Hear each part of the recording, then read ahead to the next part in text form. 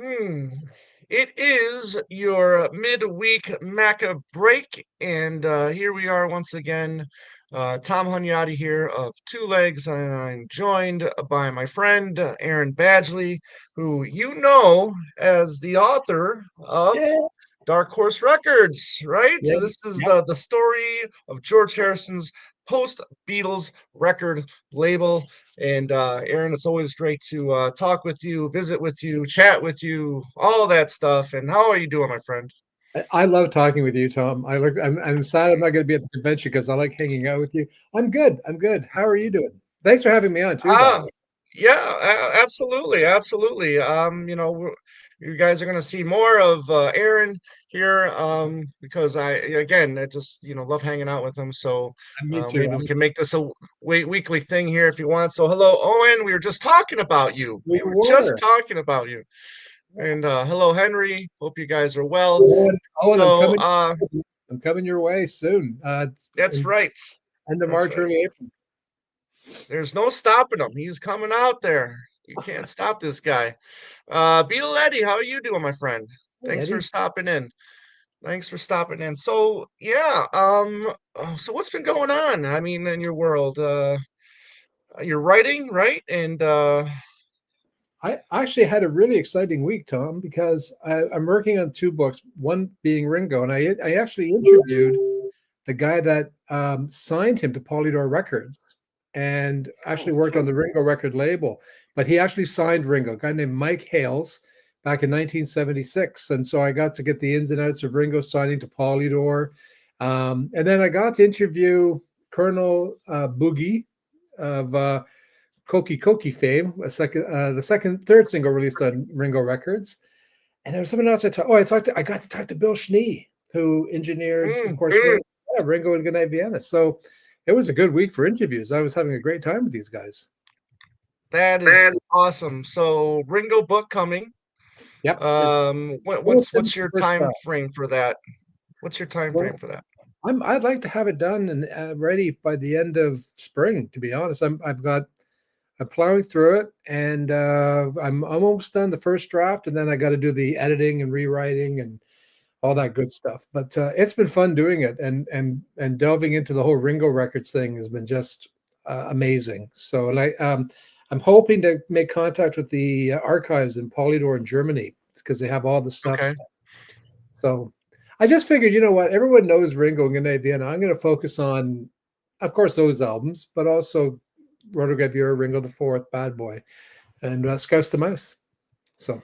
I love it. Which that one now that album hasn't had any kind of reissue since its release, right? Because I haven't seen it. I haven't No. seen a copy anywhere, to be honest with you. I bought mine back in the early 80s. I was lucky to get it because it was, and it's like one of those things, right, Tom? You're at the record store, it's Yeah. in the bargain bin for like a buck. And you're like, Right, right. Burlington, I paid 50 cents for at Kmart. Denny Lane's album, I paid 50 cents at Kmart. So, it's good to be a kid of the 70s because you got these real gems for next to Right. nothing. Yeah.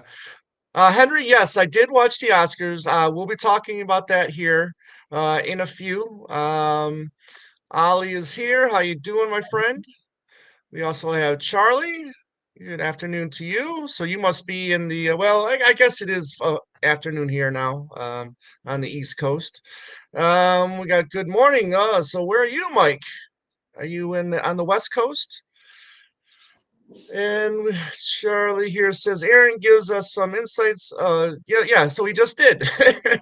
Ringo, He are just you did. talking about the label Ringo? It's a great. I'm fascinated by the label, quite frankly, Yeah, Charlie. And I'm proud to say that I own every Ringo record now. I've yeah. searched high and low. No, I have actually, but I've got a complete Ringo record collection. Probably one of the few people I can say that and be I proud of it. and be proud of it. There you go, my friend. There you go. Let's see here. James. Hello, James. It's good to see you as always. Um, how are you? And then we got Henry said kind of late to the party in this one, but Paul did great on SNL. Yes, look, say what you want about his voice. I thought he put on an entertaining 6, 7 minute segment. And you know, He's the man. He I, is the man. I can't stand when people say, "Oh, his voice isn't what it used to be." Well, whatever, it's what it is now. And he put on a great. I mean, I didn't expect him to do those songs, and he looked great, and he sounded great, and I was thrilled to watch it. It was the highlight of the show for me personally. Right. Well, you're not a real fan because you can't criticize him. So, your opinion doesn't matter. You know, Well, I did. I could criticize him. I didn't like the songs he did with Kanye. There. very good. Fair enough. Fair enough. And we've got old Danny boy. Hi from Cornwall, UK. Thanks for popping in, man. I really appreciate it. That's We're gonna. Are you a movie guy? I mean, we talked about this. You're a movie fanatic, right? You're a good Yeah, movie fan. I am. So, I just yeah. go ahead. Go ahead. No, I was saying. I mean, is the Oscars something you guys watch on a regular basis? Oh yeah. Oh, of course. I mean, I've been watching the Oscars since I was a kid. Like, I remember I listen. I got to watch when David Niven got interrupted by a streaker way back in the early Stripper or '70s. streaker? Yeah. Yes. Yeah. Yeah. We watched the Oscars. I find them enjoyable. Even though I may not know all the film. What it does do though is it goes, oh, I go, oh, I haven't seen that movie. I might have want, you know what I mean? Like I make a list of all the films now I want to Yeah. see from the Oscars. So it's good. Are you? Yeah. Did you? I mean, see, I missed like the first 40 minutes of it and then I finished watching it. But I'm kind of like snobbish in a way because whenever the list comes out and people go, "Oh, I've never seen any of those films." Those are the films that I make sure that I see. You know what I mean? I love Nora won Best Picture. I thought that was the best movie of the year. I really, really, really loved Nora. I mean, The Right. Brutalist was good, but I think just the first half was really good. Second half kind of slowed down a little bit. Still great acting from Adrian Brody and Guy Pearce, but I don't know. Did you see The Brutalist? No, but I have seen the other one, Nora. But the Brutalist, it's hard to kind of get a time here in Canada because it's just come out Right, and it's showing at weird times here in Toronto. I shouldn't say Canada, Toronto. And right. but I was surprised the Heretic didn't get any nominations because I thought that was a great movie. That was you I didn't like missed it? it. Oh, I so good, missed it. I so missed good. it. Yeah, I did want to see it. I did It's a want to great see it. movie. Great Um, movie. yeah, in one I did enjoy Long Legs. I don't know if you saw that one or not. Oh yeah, of With course. Yeah. Nicolas Cage. Yeah, yeah, Long Legs was a lot of fun, I thought. So We'll get a if couple there's more a horror comments here. film, if there's a horror film, I'm Yeah, out. but Oh, fair enough. Fair enough. Choices just got Ringo the Fourth about 6 months ago. It was an enjoyable album. Now, when I was on my other show, Talk More Talk, we had this series called Another Listen, and obviously we featured a lot of Ringo albums on that series. And Ringo the Fourth was another one where I remember it just being a bad album. Played it again. It wasn't as bad as what I remembered it to be. I mean, what are your thoughts on Ringo the Fourth? well, first of all, I was fortunate to interview Dave Spinoza, who played guitar on it, thanks to someone, I don't know who, but who helped me get an interview with Dave, which was great. And I I always liked Ringo the Fourth. Again, I was 14 when the album came out, and Mhm. I maybe not every single track is a corker, but I thought certainly I like Out in the Streets, and I loved Mhm. I love the album. I think it's underrated. I think it's easy to jump in the bandwagon and say, well, it's all bad. Same with Bad Boy. I don't agree. I think they're both. Are they the best albums of 1977 and 78 respectively? Maybe not, but they're good for what they are, and I enjoy them. And I think they deserve a second Yeah. listen. And I bet if there was a DJ who took Drowning in the Sea of Love and remixed it today, it would be a hit now. Oh, probably. Now, Bad Boy, I think, is better than Ringo the Fourth, but I still think Ringo Fourth is a decent album. Maybe except songs like "This Be a Song," and a couple others. Um, whatever. It is what it is. It's up to you. Don't listen to us. Listen to the album. Give it a Yeah, chance and and exactly. and see what you think. Brooks says, "Hi, Tom. Paul's online store is pretty empty right now. I know. I was there not too long ago looking for more shirts. No t-shirts available aside from the Venus and Mars merch. I think a new launch is coming. Yeah, well, I mean, we got to assume that a new album is coming soon. So I'm sure we're going to get a whole bunch of new merch new merch for that. And I, Let's see. James says I got my Venus and what's that? he didn't sell Go a ahead. lot of his tour stuff on his tour merch on his website like he usually does. Right, right. Well, I mean, it could be almost all gone. Um, Well, could be. I You're got, right. Good yeah, point. yeah. James says I got my Venus and Mars all balls T-shirt yesterday. I'm good. Off to see Captain America: Brave New World tonight. Well, that's great. I'm skipping that one. That was like the third lowest rated Marvel film on Rotten Tomatoes. I think Captain America: Brave New World. So that's too bad. Um, but yeah, hopefully I get my shirt before the fest because I would love to wear the Venus and Mars shirt You will. at the fest. Yeah. You- Let's see, Henry. Paul says Paul's voice has aged, yes, we know, but he's still a legend. Some artists like Mick Jagger and Billy Joel are so lucky because they still sound like they're in their 20s when singing. I don't know about, in their 20s, but they still sound decent. I've been I don't know if I should say the word fortunate, but I have worked several Billy Joel shows, and got to see quite a bit of them. And yes, he still sounds very good. Still It sounds was good. it was nice seeing Jagger on the Academy Awards, and I thought his Yes, impersonation of Dylan was so funny. It was brief but funny, you know.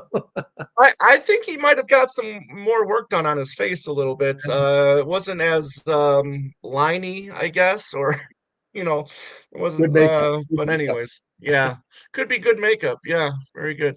Okay, here we go. So Henry said Morgan Freeman gave a great eulogy for Gene Hackman. Yes, Gene Hackman and Morgan Freeman did two films together. One was Absolute Power, which was Clint Eastwood film, and then Unforgiven, which is another Clint Clint Eastwood Eastwood. film.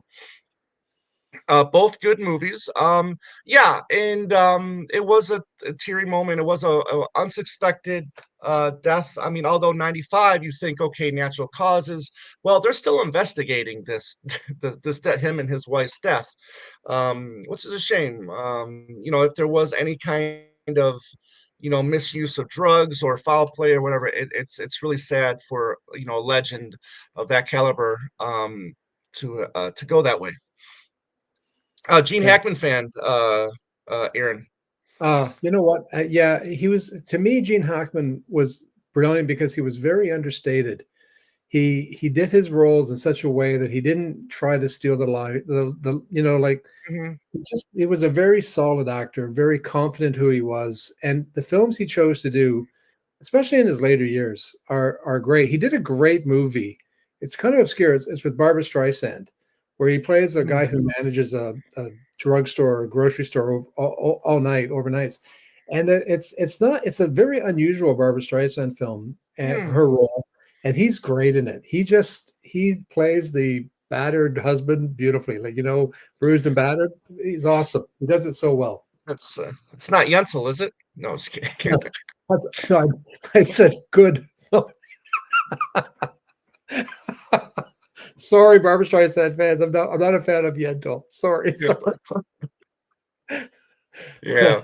Janschel. Yeah. But yeah, but I always like to point out a film from 1973 with Gene Hackman and Al Pacino called Scarecrow.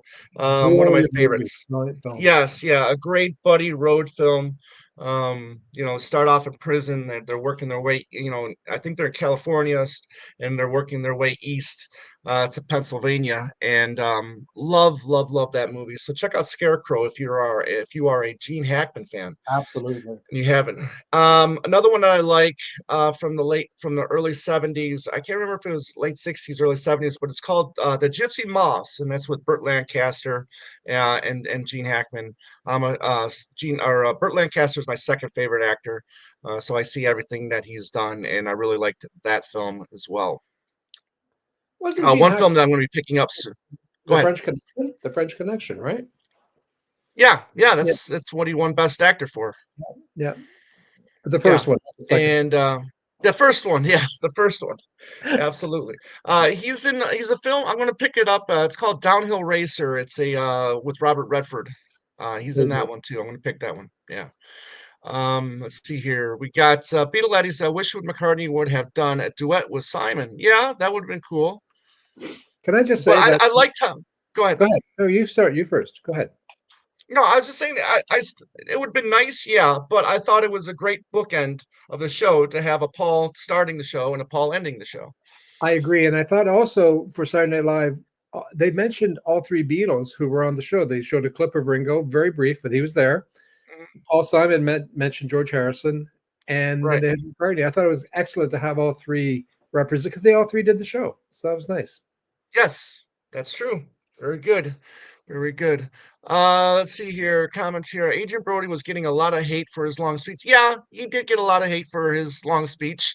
And hey, he's a two-time Academy Award winner.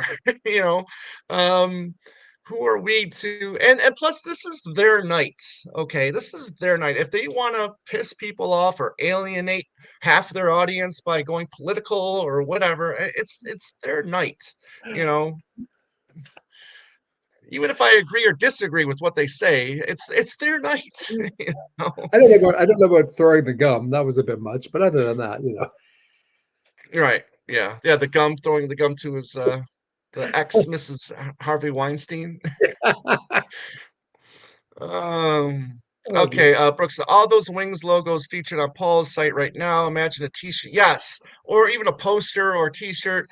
I will be buying that if they do that. Absolutely. I I wish he had put out a poster of the when he did the three nights in New York. That poster online, man, I'd buy that in a New York minute to coin a phrase. I love that Yeah, poster. It was awesome. yeah, Awesome. Andy got me one. Andy got me a poster. So Of I'll be course. framing that one like I've got one right here. We'll be talking about the Nashville trip here in a little bit. Let's see here. James says I'm not a big Marvel guy, but my friend is. Okay, well, I hope you enjoy the show. I mean, listen, if I was going to go see that Captain America movie, I would be for Harrison Ford's Red Hulk. You know, that would be the only reason why I would be interested in seeing that film. So, I'm just watching um, Harrison TV show Shrinking. Have you seen that? no, but I heard great things about that. I've Really heard good. great things. He is excellent in it. Just excellent. Yes. Henry knows that De Niro's my favorite actor of all time, so he's talking about the new Zero Day show that's on Netflix. And no, Henry, I haven't seen it yet, but I gotta get Netflix first. I gotta get Netflix. Tom, the correct word for Lenny is old. Okay. Let's see here. Paul or James says Paul's vocal decline seems more noticeable because of other aged rock stars' voices haven't declined as much. Yeah, yeah, for the most part. I mean, obviously Paul Simons has, as we noticed, but yeah, there's people like Neil Young and even the boss Bruce Springsteen's voice hasn't really changed that much.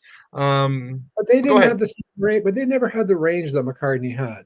I mean, let's be Right, honest. right, I mean, McCartney at his peak had a hell of a range that would make anyone jealous. And so he doesn't have that same range anymore. Totally agree. But I right. think that like Brian Ferry, who I'm a huge fan of, doesn't sound like he did in 72, nor do I expect him to. Like I Right. think he's great Elton now. John does. I mean, yeah, Elton John doesn't sound like he used to.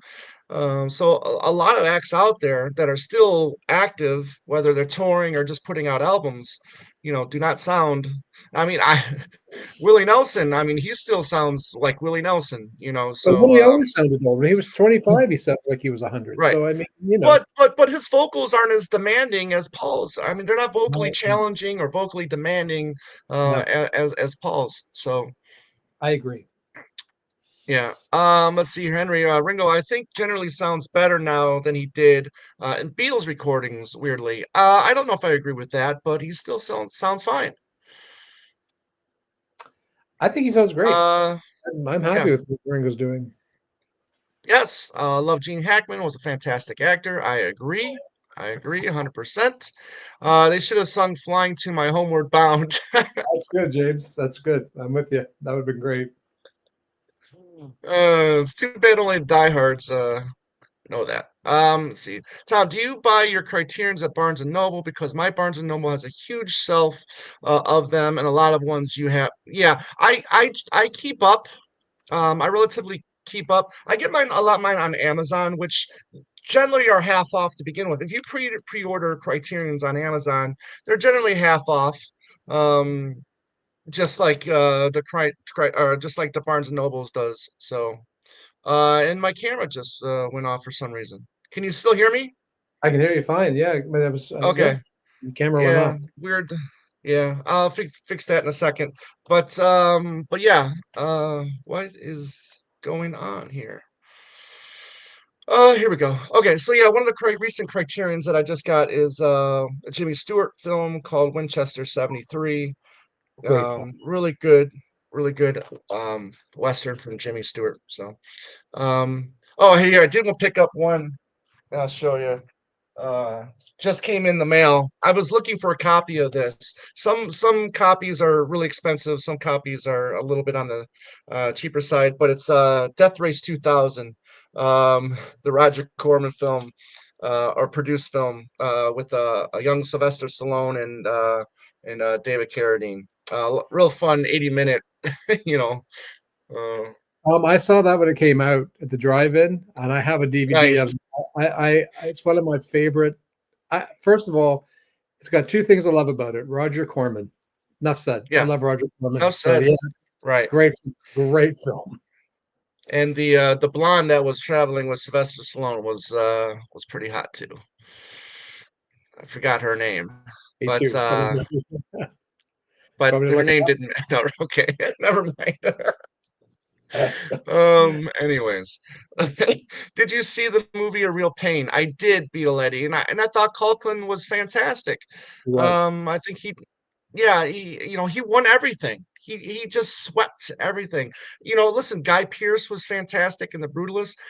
Edward Norton from Complete Unknown as Pete Seeger stole the show, in my opinion. I thought he was probably the best part of the movie, even though 100%. Chalamet did do a great job. But listen, I mean, you put Chalamet and Ed Norton together. I mean, Ed Norton's gonna out method or outclass him, I think, every day of the week. But I was really hoping for Edward Norton to win Me myself. too.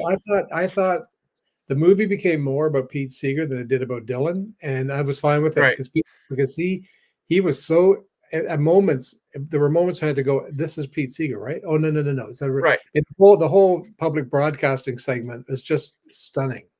His right. awkwardness, his uncomfortableness, just lovely. Love that. He was great. And you're watching him. There's a scene where Dylan's at the Newport Festival, and I think it's the first time he's there. And then it pans to Edward Norton just sitting there, and his wife puts her hand on his shoulder, and he's just sitting there, and it's almost kind of tearful in a way because you're seeing a man react to his world now just getting out there thanks to one big shovel, because I love the story he tells at the end of the film about all the little shovels, and then here comes your big shovel. you know I love that story. Um so next up we got Henry again. I can't wait to see Alto Nights later this month. Yes, unfortunately the Alto Nights opens the night that I go to New Jersey, so I got to wait till New Jersey when I get back to see it. Robert De Niro is playing two gangsters in this film, so I can't wait to I can't wait. I cannot wait. We got the real Jackson here. How you doing, my friend?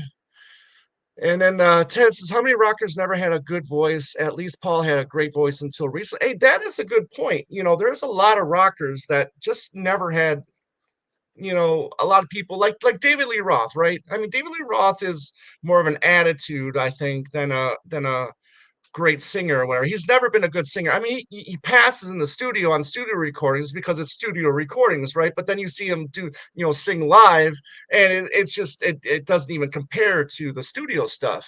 And if you were to listen to David Lee Roth sing now, it's just does he even sing, you know? Ringo sounds like Ringo. You're right. Yeah. So yeah, so the Oscars I thought was a good show. I was happy Nora won. It was my favorite movie of the year, but I thought there was some really really good films from 2024. So and I hope there's going to be a lot of great films in 2025. So let's see here. Really makes me wonder if Freddie Mercury's voice would have stayed sounding great or lessened if he lived. Well, unfortunately, we'll never know, right? Roger Corman equals the king of grindhouse and exploitation films. Absolutely, absolutely. Let's see. I love the James Stewart and yeah, Anthony Mann westerns. That was a great combo, great director actor combo right there. Yeah. Norton, one of the most underused. Well, he is brilliant, but he's also been labeled hard to work with. So I was really happy to see that he got this role, because a world without Edward Norton in films is not a good world. He should be getting more jobs, but whatever. I mean, as Jimmy Stewart movie, any Jimmy Stewart movie is good. Well, I mean, yeah, I think for the most part. I mean, I'm sure there's a stinker or two in there. Go But ahead, Aaron. what I'm looking for is he had a TV series in the early 70s, a Oh, sitcom. really? Yeah, and I would love to find a complete series on DVD for because I love Jimmy Stewart, James Stewart, and I have to agree, the real Jackson. That I mean, even if the movie may not be the greatest thing, Jackson or Stewart is out. I'm right now going through all of Humphrey Bogart's first 20 films, and Mm, holy smokes, The Marked Woman. Let me tell you, Betty Davis, and yeah. just a phenomenal film. So I'm agreeing. Jimmy Stewart, he's one of my heroes, and I love his westerns. I love his comedies, his Hitchcock, just great. Yeah, yeah, Vertigo, one of my favorite films, Vertigo, with Jimmy Stewart and by Alfred Hitchcock. Yeah. We got our friend Beadley Tone. Hello to you, sir. Hello. Good to see you. Most anticipated film of the year is Ari Aster's Eddington, starring my second favorite actor. Yeah, I just saw the first leaked picture of Joaquin Phoenix in that film, and I'm excited for it. I think Ari and Robert Eggers are the filmmakers of the future. They've both made some exciting films, and I hope, yeah, go ahead. And I hope they continue making some great films. So I'm looking forward to it. Absolutely. Conan was way better than Jimmy Kimmel. Yeah, maybe, but I always love the stuff Jimmy Kimmel does with Matt Damon. I love the him messing with Matt Damon. Let's see here. Any Cagney movie is great. Cagney movies are fantastic too. And Edward G. Robinson. Edward G. Robinson, yeah, those early films with them, those great Warner Brother gangster films. Fantastic. You can't beat them. You can't beat them. Paul's versatility blows my mind sometimes. Dude did Helter Skelter and Honey Pie on the same. Exactly. Yeah. He recorded Yeah. yesterday, and I'm down in the same session. Yes. I mean, Yes. come on, Yes, that's he did. yeah. I mean, come on. Yeah. Going to hear a great voice Friday night in Akron. Burton Cummings. Okay, so Canadian boy, Burton Cummings, right? He's I just Canadian, right? He is. He's from Winnipeg, and I interviewed Yeah. him just before Christmas. So if you go to Spill Magazine, I did an interview with him about his new album. His new album, by the way, if you're interested, is phenomenal. And he it's just talk about a guy facing his own mortality and future, and it's a great album. And I got to tell you, Nick, one of the greatest guys to talk to. So if you get a chance to meet him before or after the show, he's a great guy to have a conversation with. He loves music in general, but it was fun to talk to him, and I'm envious because I Burton hasn't played Toronto for a while, but maybe in the summer he'll come back. Okay, let's hope so. And we'll do this one, and then we'll get to another topic here. Laura says, "Hi Tom, are you a fan of the Jam?" Well, Aaron obviously is. Um, and I need to discover the Jam. I need to discover the Jam. So no, I haven't delved into their music yet. So Uh, Laura, I was fortunate to see a show here in Toronto when I was see because I'm so old. This is how old I am. It was the original Stranglers and the Jam. I forget who. I think the Jam opened for the Stranglers at a place called the Edge. It was a small. It was a small club here in Toronto, which is long gone. It's like our CBGBs, and I love the Jam. I've got every record the Jam ever made, and most of Paul Weller's solo stuff and Style Council. I love the okay. Jam. All right, so that was Weller's band, the Jam. Okay, yeah. Yeah, Paul Weller. All right. All right. We're trying to get to the next topic here, but the comments keep coming in. I love Great Bogart. comments. Great Um, comments. yeah, yeah. The Maltese Falcon, The Big Sleep. I love The Maltese Falcon. Might be my most watched film. Love it. Love it. Um, Henry says, Tom, what are your thoughts on Martin Scorsese making a film with Dwayne Johnson of all people? Well, yeah, I mean, the film's going to take place in Hawaii. Dwayne's going to be like the gangster. I know Leo's going to be in it. So let's see if it gets made. Hopefully, it gets made. He's got a lot of movies in the pipeline that he's been trying to make. I know he's been trying to make a Sinatra bio. I know him and De Niro want to make another movie together. So let's just hope both of them stay healthy and they can keep working. Listen, I mean, Clint Eastwood in his 90s just did The Juror Number Two, and I thought it was a really, really good movie. I never saw it. So, yeah, yeah, it was not bad. Nicholas Hoult did a fantastic job as the lead. Toni Collette is in there as well. She was really good. So, you know what sucks is because people are labeling it like his last movie, which has never been discussed. It's never been official that saying that that's his last movie. And plus, Warner Brothers didn't push it for some reason. It got just it only got into like a handful of theaters, uh, which was uh, uh, which was uh, which was too bad. Which is too bad. But let's get into this letter that Paul McCartney wrote, February 25th. Um, and this is in regards to Joe Cocker. So it says here, Dear Rock and Rollers, I would like to suggest Mr. Joe Cocker for entry into the Rock and Roll Hall of Fame. Joe was a great man and a fine singer whose unique style made for some fantastic performances. He sang one of our songs with a little help from my friends, a version produced by Denny Cordwell, which was very imaginative. Some other songs that other Beatle covers that he did were very imaginative as well. It just wasn't that one. But I know that's going to be the most recognized cover, Beatles cover, is Joe Cocker's, with a little help. It says all the people up on the panel will be aware of the great contribution Joe made to the history of rock and roll. And whilst he may not have ever lobbied to be in the Hall of Fame, I know he would be extremely happy and grateful to find himself where he deserves to be amongst such illustrious company. Thank you and all the best, Paul McCartney. Well, he did Now, that.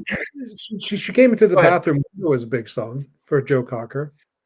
That's my favorite cover. I think that's even more imaginative because I like the country western style Yeah, I do of too. of that song.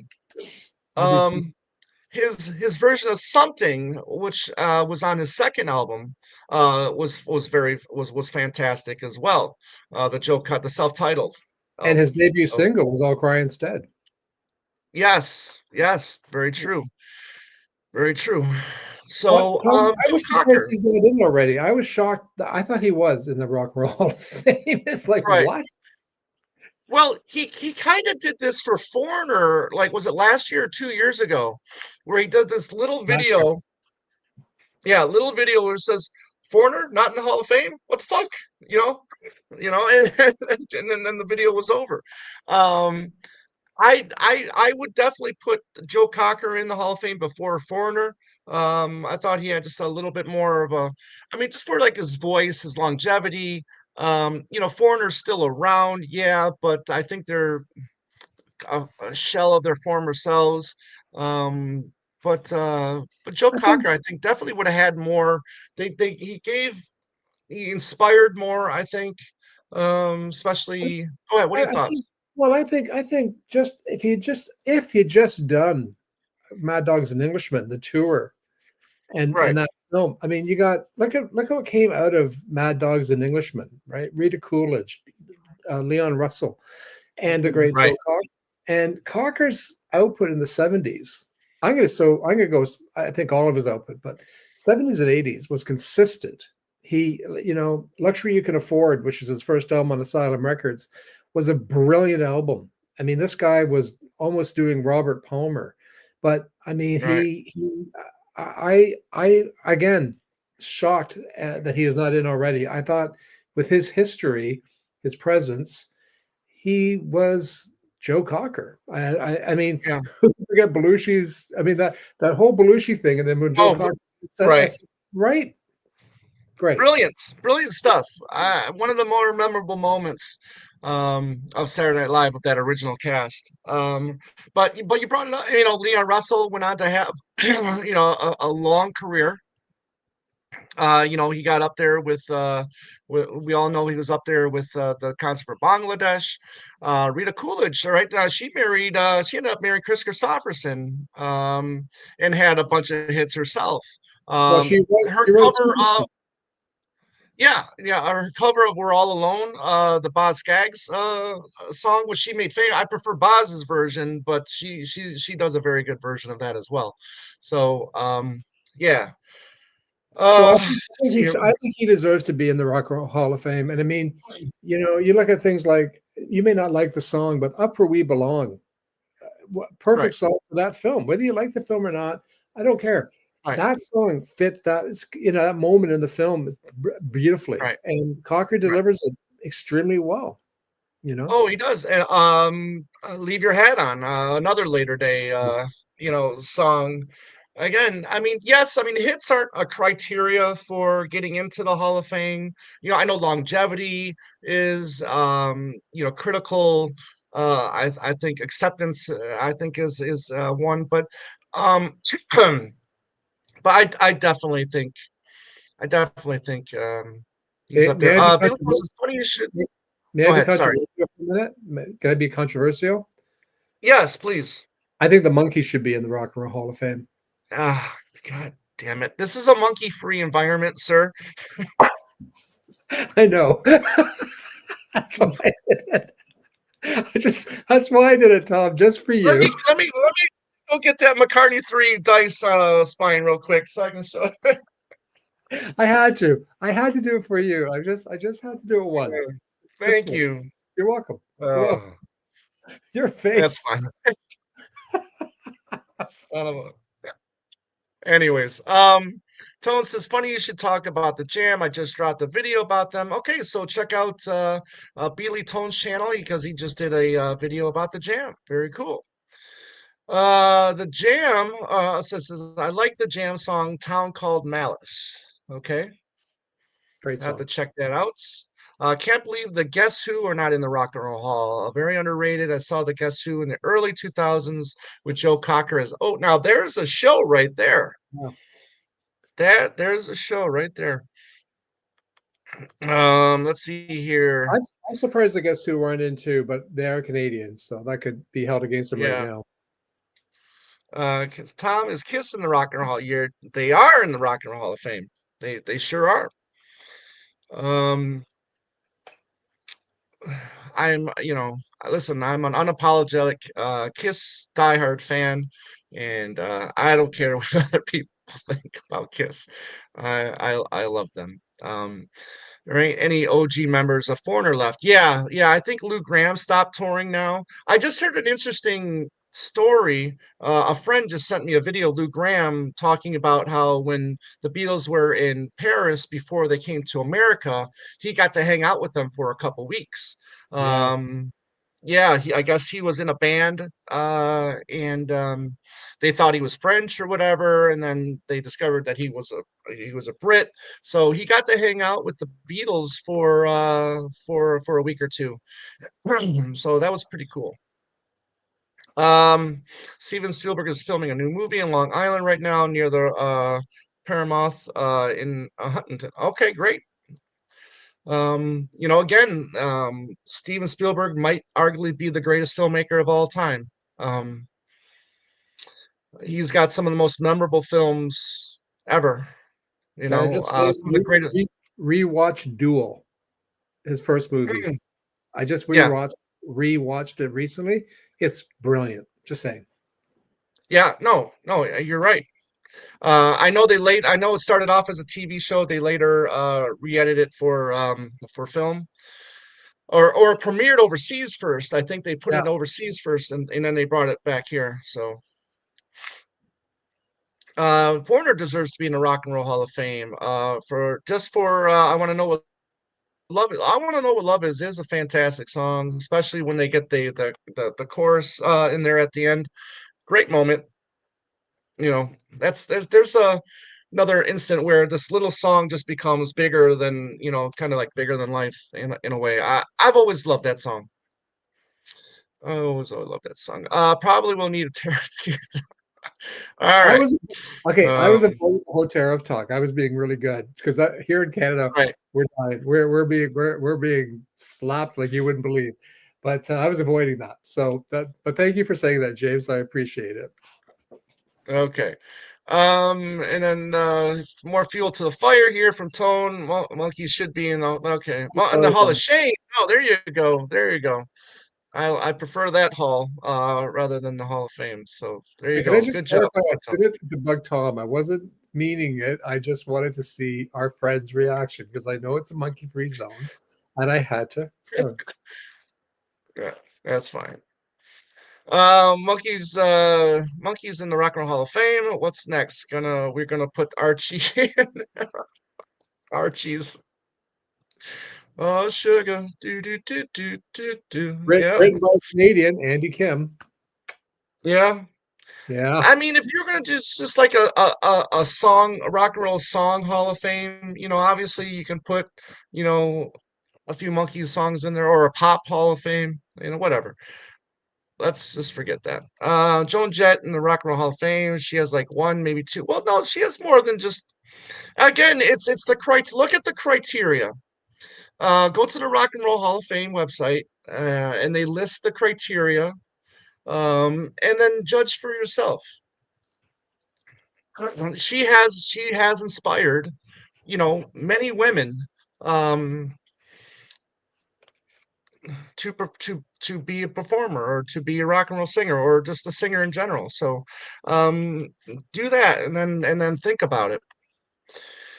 Because a lot of people, I guess, in the wrong one, people don't know what the actual criteria is that they just think of, well, okay, well, the Monkeys aren't in it, so how legitimate can the Rock and Roll Hall of Fame be? I mean, it's just like this, but my favorite band's not in there, so I don't give a fuck if what about the Rock and Roll Hall of Fame. Just go to the website and look at the actual criteria. The Smiths has to be. See, now, in fact, the Smiths should be in the Rock and Roll Hall of Fame. Yes, The most important band of exactly. the age. Yes, because they brought guitars back to music in the UK, which was getting to be real synth heavy. Which I don't mind. I don't mind some good synth. I think that first Flock of Seagulls album is one of the best. But it has, but Um, the first Flock of Seagulls has a very strong guitar bass to it. Listen to yeah, it Iran. does too. Yeah, It does. It yeah, has a lot of guitar on that album. right. Is that the UFO? Yeah, I think he's working on a new sci-fi film. Yeah. Absolutely. I'd be happy if I'd never heard I Love Rock and Roll ever again. Well, listen, yeah, I mean, there's a lot of, I mean, I would be happy if I never hear Don't Stop Believing again. I mean, thanks to the Sopranos, thanks to Wayne's World, Bohemian Rhapsody became one of my least favorite songs ever. I mean, Bohemian Rhapsody used to be that kind of like, great discovery song, right? If you're like an early fan of music, right? And if that's like a song you hadn't heard yet and you just discovered on the radio or an older family member just gives you a night at the opera and they say, here, listen to this, listen to the second to last song on the album, and you're like, oh my god, this it blows me away. Thanks to Wayne's World, I mean, Bohemian Rhapsody just became it just launched that song to another stratosphere, and I May I hate go, when some songs. What's that? may I go on a rant? Yes. I can't speak for American radio, but here in Toronto, we have quote unquote oldie stations, and they'll say, coming up, David Bowie. Well, it's going to be Let's Dance. I mean, but it's not like Bowie's recorded 20 albums. We're going to play Let's Dance ad nauseum. They're going to play Bohemian Right. Rhapsody ad nauseum. They're going to play Journey. I mean, there's Wheel in the Sky would be a much preferable song for me to hear once in a blue moon on the radio. I don't listen to radio anymore because I can't handle the same song. And Paul McCartney, they don't play anything other than Live and Let Die. It's like he never did Right. silly love songs or Let Him In or Maybe I'm Amazed or no, we're gonna play Live and Let Die. And I think that the this is where the music radio here has killed some Right. stuff for me. Like there's certain songs. If I hear uh Carole King Tapestry one more time, I may have to just sell my ears. Just saying. Listen, I mean, radio does that, right? They kill a song to death. When like I probably would have hated, even though I was born, I wasn't listening to radio, but like in 77, let's say, okay, let's say, Hotel California comes out. I'm sure like every station in each city was probably playing the song Hotel California. By 78, I probably would never want to hear the song Hotel California again. But okay, but the difference with radio in 77 and 78, I'll tell you right now, was that it wasn't just Hotel California. They would play the Oh, other it's a stuff. variety. Yeah. Yes. And Yeah. also there would be like they'd play other cuts off the album. I remember when Rumors came out, it wasn't just Don't Stop Thinking About Tomorrow. You heard Right. every song on the radio. And maybe Every I'd song. Right. but but you know what? Like I remember 79, for example, you would hear Getting Closer. You would hear Pink Floyd The Wall. You'd hear Supertramp. I Oh, mean, that's a there good were point. Yeah. Right. there was a variety, and there doesn't seem to be the same. And there's a lot of songs, man. No. There's a I, lot of I sound songs, like a man. good old That man. might I be sound the like a quote good of the old man. day right there. There's a lot of songs, man. Well, Um, okay. I saw Kiss in 1978 in Fresno, California. Still the best concert I've ever seen. And I bet it was. Listen, anything involving the original four, for me, I'm all in. I saw Kiss in '96 at Tiger Stadium it was the first show of the reunion tour. So that was by far that year. I mean, it's in my top three favorite concerts of all time. That show. So Henry says, speaking of Kiss, I recently discovered an Ace Frehley song called New York Groove. Now that's a cover song. I forgot who does that right now. well, it was But written yeah, by it's very Hank catchy. Fowler.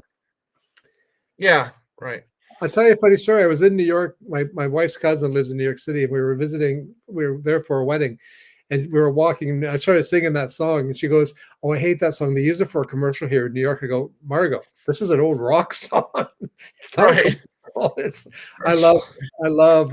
And if you want to hear a great version, Henry, check out Sweet. Did a version a couple of Yes, years ago. sweet. Yeah, Great version of that song. yeah. James says if Kiss are in, the Monkees should be in. Well, I disagree. Of course. Foreigner or Journey, both similar bands. What do you think about that? Um, I'm going to go Foreigner only because for me, Really? I tell you why. Because from the first Foreigner album, when I was a kid, I bought the first Foreigner album and then Double Vision, and they were always part of my life. Journey, I wasn't into Journey until the '80s, and Mm, I kind of came to the show late for Journey, so I'm going to go Foreigner just because they were part of my.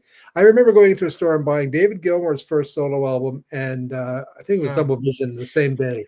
It was great. All okay. my paper route money gone like that. Take it.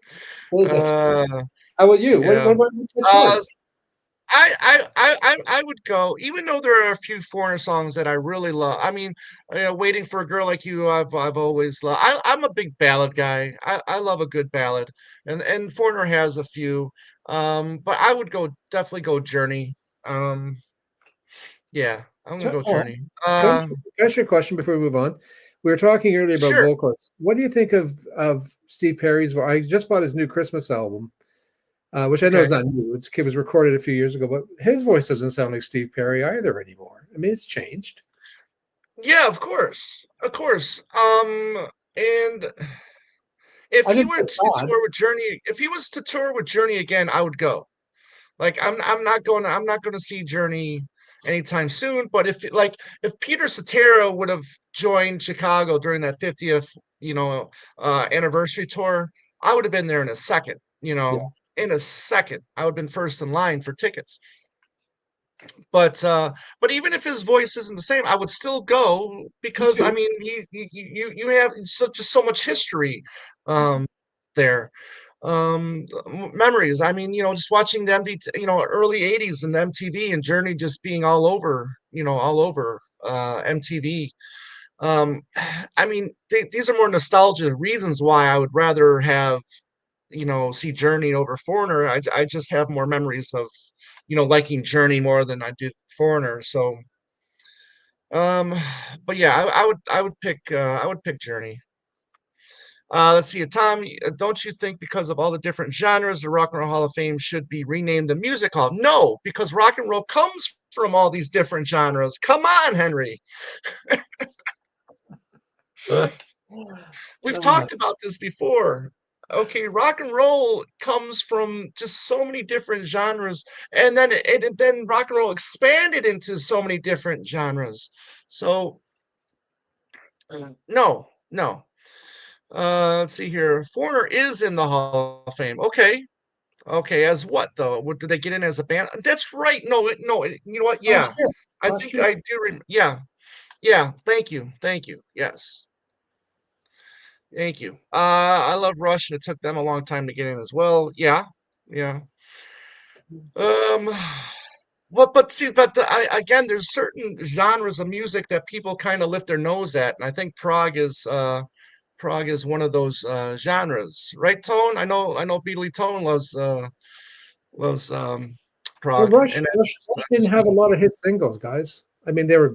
I'm not saying but they didn't have hits. that's not a criteria though to get into the Hall of Fame. I just that's the Irish in me, Tom. I'm sorry. Just Okay, winding up. fair, fair. Fair. All right, let's talk about this new Streisand duets album that's coming out in the summertime. Paul McCartney has been officially labeled as someone that's going to do a duet with Baba. And I don't know. I mean, listen, I love the Guilty album. I'm a huge fan of the Guilty album. I think the Bee Gees write fantastic songs for females, and they've proved it time and time and time again. Um, but that Guilty album, I think is one of the greatest albums of all time. Not saying that Paul would do a duet with Barbara with the song from the Guilty album, but I mean it would be really interesting to see what song they do. Hopefully, it's not a Beatles song. Hopefully, I don't know if it would be if she's covering her own songs in duet form. It's kind of like what Frank Sinatra did. Um, but I mean, what are your thoughts on Paul doing duet with Barbara? Well, she's no stranger to doing Beatle covers. I mean, she did Martha, My Dear. She did Honey Pie. Mm, She did Love with John Lennon. Mother, which was a mm, brave cover for her to do. Mother. I'm hoping one of two things. McCartney either wrote a song specifically for them to sing, or they go into the something in the 40s. Like I'd love to see them do like okay. an old Bing Crosby, Andrew Sisters thing or something. But the truth Well, is, I think, and isn't Dylan on this album too, which is really interesting. yeah, I need to go back and take a look. It would be kind of cool. I mean, because what they're both a fan of Broadway musicals or whatnot. Maybe they do something from a musical. I mean, listen, he owns music from many musicals. you know, Yeah. maybe they license a song for her to do for them to do together. It'll be interesting to see. You know, the way Paul sounds now. I mean, because Barbara is another one that her voice is really held up. And now you talk about vocally demanding voice. I mean, now she has her range exceeds Paul's maybe. So it'll be interesting to see them two do a song, and then even Bob Dylan, them two do a Well, song together. Dylan did say that he wrote "Lay Lady Lay" for her to sing. I mean, he actually Yeah, intended for her to sing the song, that's and right. That's right. as long as Paul and Barbara don't do "Papa, Can You Hear Me" from Yentl, um, Papa, can you hear me? Uh, Barbara's last song that she came out with, the theme from the Auschwitz show, was stunning. I thought it was a great song. Mm, I have a wife who happens to love Barbara Streisand, so for the last 33 years, I've heard every Barbara Streisand record several times, and come to appreciate her. I think she's and her memoirs is a, whether you're a fan or not, is a great read. I don't care if you like her or not. mm. It's a great book. But I'm here. I'm excited for it. I'm looking forward to. I think McCartney. He, again, you said it. I'm happy with whatever he does, and I think this will be interesting. I wonder, have you heard of, is Neil Diamond on it? I mean, I don't even know if he can sing anymore, but that'd be nice Yeah, if they did. I thought he was. I don't know if he just ended touring. I mean, let's should Because probably he has Parkinson's, doesn't he? um yeah. Let's see here. Paul McCartney on the new Barbara.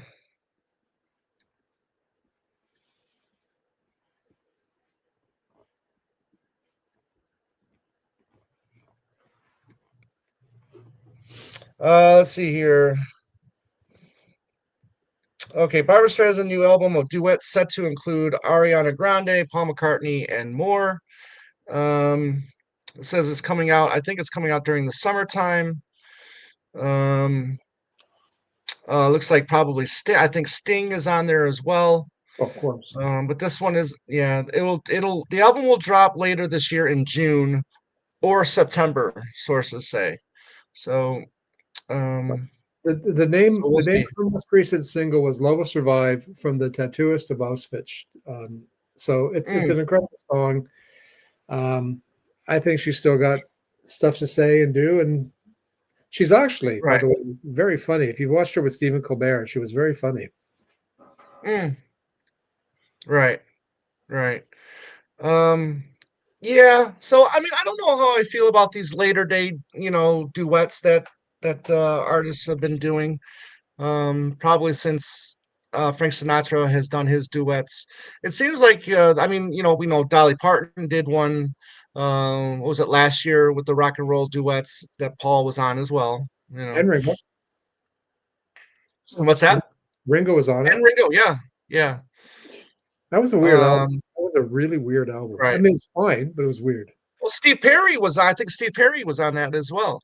Speaking of Steve Perry, I think I so, should go yeah. back and yeah. So many Beatle Paul songs I'm sick of, like most of us hardcores. Yeah, I mean, I do have a few tracks that I, wouldn't mind if I don't hear again. So Tom, I love you, but you need to check out Rumors. The album is flawless, masterpiece. Yeah. Listen, I know I've heard every song off of Rumors. I just never heard the whole album proper. From start to finish. Um, but there you go. I need to take this phone call real quick. Should I keep talking? I'll keep talking. Uh, Tom's on the phone. And Rumors is one of those albums that is kind of. I find it hard to believe anyone isn't in love with it. I mean, it is a masterpiece, and Lindsey Buckingham. Going back to something someone said about McCartney songs, there's a few Beatle McCartney songs that, again, here in Canada, we'll play the same songs instead of playing something different. And with the vast catalog of both and John, I mean, here, if they play John Lennon, it's Imagine. I never hear Mind Games or whatever gets you through the night, which are hits. So there you go. But I'm with you. And you know what? Rumors is flawless and it is a masterpiece. Lindsey Buckingham is, I mean, the whole band was just right on fire there. Someone mentioned the Jam earlier on. I just want to pay tribute to the great drummer of the Jam who unfortunately passed away. You know, Rick Buckler. So, Rick, are you okay, Tom? You're muted. Your mic makes me. There you go. I feel like I'm Okay, back. there we go. Can't hear My you. yeah, I know. My mother was in Arizona for 2 weeks. I have to pick her up at the airport later on today. So Oh, that's nice. yes. Let's get back to some Tony D says hello, Aaron and Tom. Hello. Tony, Well, Tony, Ted says, how many people were in Foreigner? Last version of Foreigner didn't have any original. Well, I mean, it's funny you say that because, Chicago, as well. I mean, Chicago still has three original members, but it seems like it's like expanded to like 15 members now, where it was like seven, um, back in the day. Then they added an eighth member, and then later on in the 80s, it seemed like they added like an 11th and 12th member, and now it seems like they have 15 members of that band. So, whatever. Even my therapist said Paul did a bad job on Saturday Night Live. Come on, man. All right. Henry says, Steve Perry's song "Oh Sherry" brings back good memories for me. Love that song. Listen, I remember the first time I saw that video on MTV, and I loved that song from the first moment. I'm a huge fan of "Oh Sherry," and I always love belting out that first line of the song. I just love, I love singing that. I love singing to that song. Oh. Should have been gone. Anyways, 1975. My first concert was Journey. BOC. Steve he wasn't in the band yet. Yeah, yeah. I didn't know Steve Greg Perry was. Raleigh. Go ahead. I was just saying I didn't know Steve Perry was in BOC. I was just kidding. Just kidding. Yeah. Yeah, Greg Raleigh was still, I guess, the main singer in Journey Yeah. at that time. I think Steve joined in 77. Yeah. Uh, let's see here. That Streisand thing. Duets. Let's see here. Paul and Bab singing Twist and Snouts. Ah! I was thinking, James, Oh, what do we do in the road? yeah, there you go. My grandfather was a big early Streisand fan. Let's see here. Well, here we go. Here's a question. Should the Ruddles be in the Rock and Roll? I thought they were. Yeah, Dirk, Stig, Nasty, and Barry. Yeah. right. Paul was yeah, that's right. Paul was on the Tony Bennett duet album. Absolutely. Buy low, sell high. Okay, thank you. I like Tusk. Tusk has never been a It's my favorite album film. that I've been. Is it okay? Well, there you go. That's not what they did, in my opinion. Did I Yes, have pancakes yesterday? of course. What kind of pancakes? Well, I just had regular buttermilk pancakes with Canadian maple Buttermilk syrup. pancakes. Buttermilk pancakes are the best pancakes. They Yes, got to they be are. buttermilk pancakes. Barbara Streisand or Judy Garland? Well, I would say I'd go Judy only because there wouldn't be a Barbara. Judy really gave Barbara a lot of breaks, and Judy was kind of the mold. I think Yeah. Streisand's a better singer, quite frankly. Although I love Judy Garland's voice, so I Mm, don't know. I do love Judy Garland quite a bit. yeah. Yeah. You? Um, yeah. Listen, I respect Judy Garland and what she's done and everything, but I do prefer Barbara. Um, Bang Bang Bang goes the trolley, right? Was that the song? Bang, bang. Miracle on or But you're, but it's funny, right? Because Judy Garland was in the remake of A Star Is Born with James Mason, born, right? and Yeah, then of course Streisand did it with Chris Christopherson, and they're both. right, I mean, the first one's probably the best with Frederick March, but right. the Lady Gaga one was actually quite good too, quite truthfully. But Mm, I don't know. Garland was a great actress. I mean, she could act, and then Streisand too, to a yeah. degree. I mean, my wife would say that The Way We Were is the best movie ever made, but but but then again, she did Yentl. So Yeah. Check out. You brought her up as an actress. Check out the film Judgment at Nuremberg because Marlene Dietrich. her, yeah, Judy Garland, and Montgomery Clift give two of their best performances of their careers No um, question. in that No film. question. No question. You I know, agree. yes. My mother, was she feeble-minded? Oh God, I just love that movie. Me too. Our friend Joe Mayo just read a comment about Joan Jett in the Rock and Roll Hall of Fame. She is a living embodiment of rock and roll, deserves being in. I agree. I agree. Again, I told that person, check out, even if you don't agree what the criteria is for induction into the Rock and Roll Hall of Fame. I think she definitely deserves being in. My wife plays Streisand daily. Well, there you go. I'm sure you hear Streisand pretty daily as well, right? Let's see. Chocolate pancakes are my favorite breakfast. Whenever my mom makes them, I eat them. Um, Add banana to that, and I will be agree. Banana chocolate pancakes. That's a winner right there. Well, you don't need maple syrup when you have chocolate.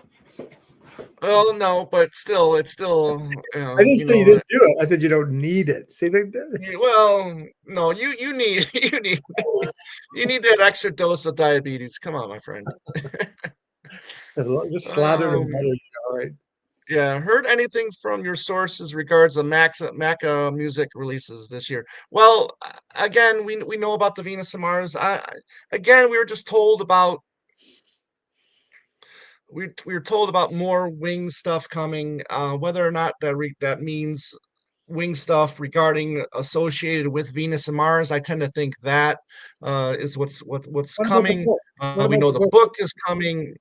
The book is coming in November, which is going to be, I don't want to say this. I hope it's not like a Wingspan 2.0.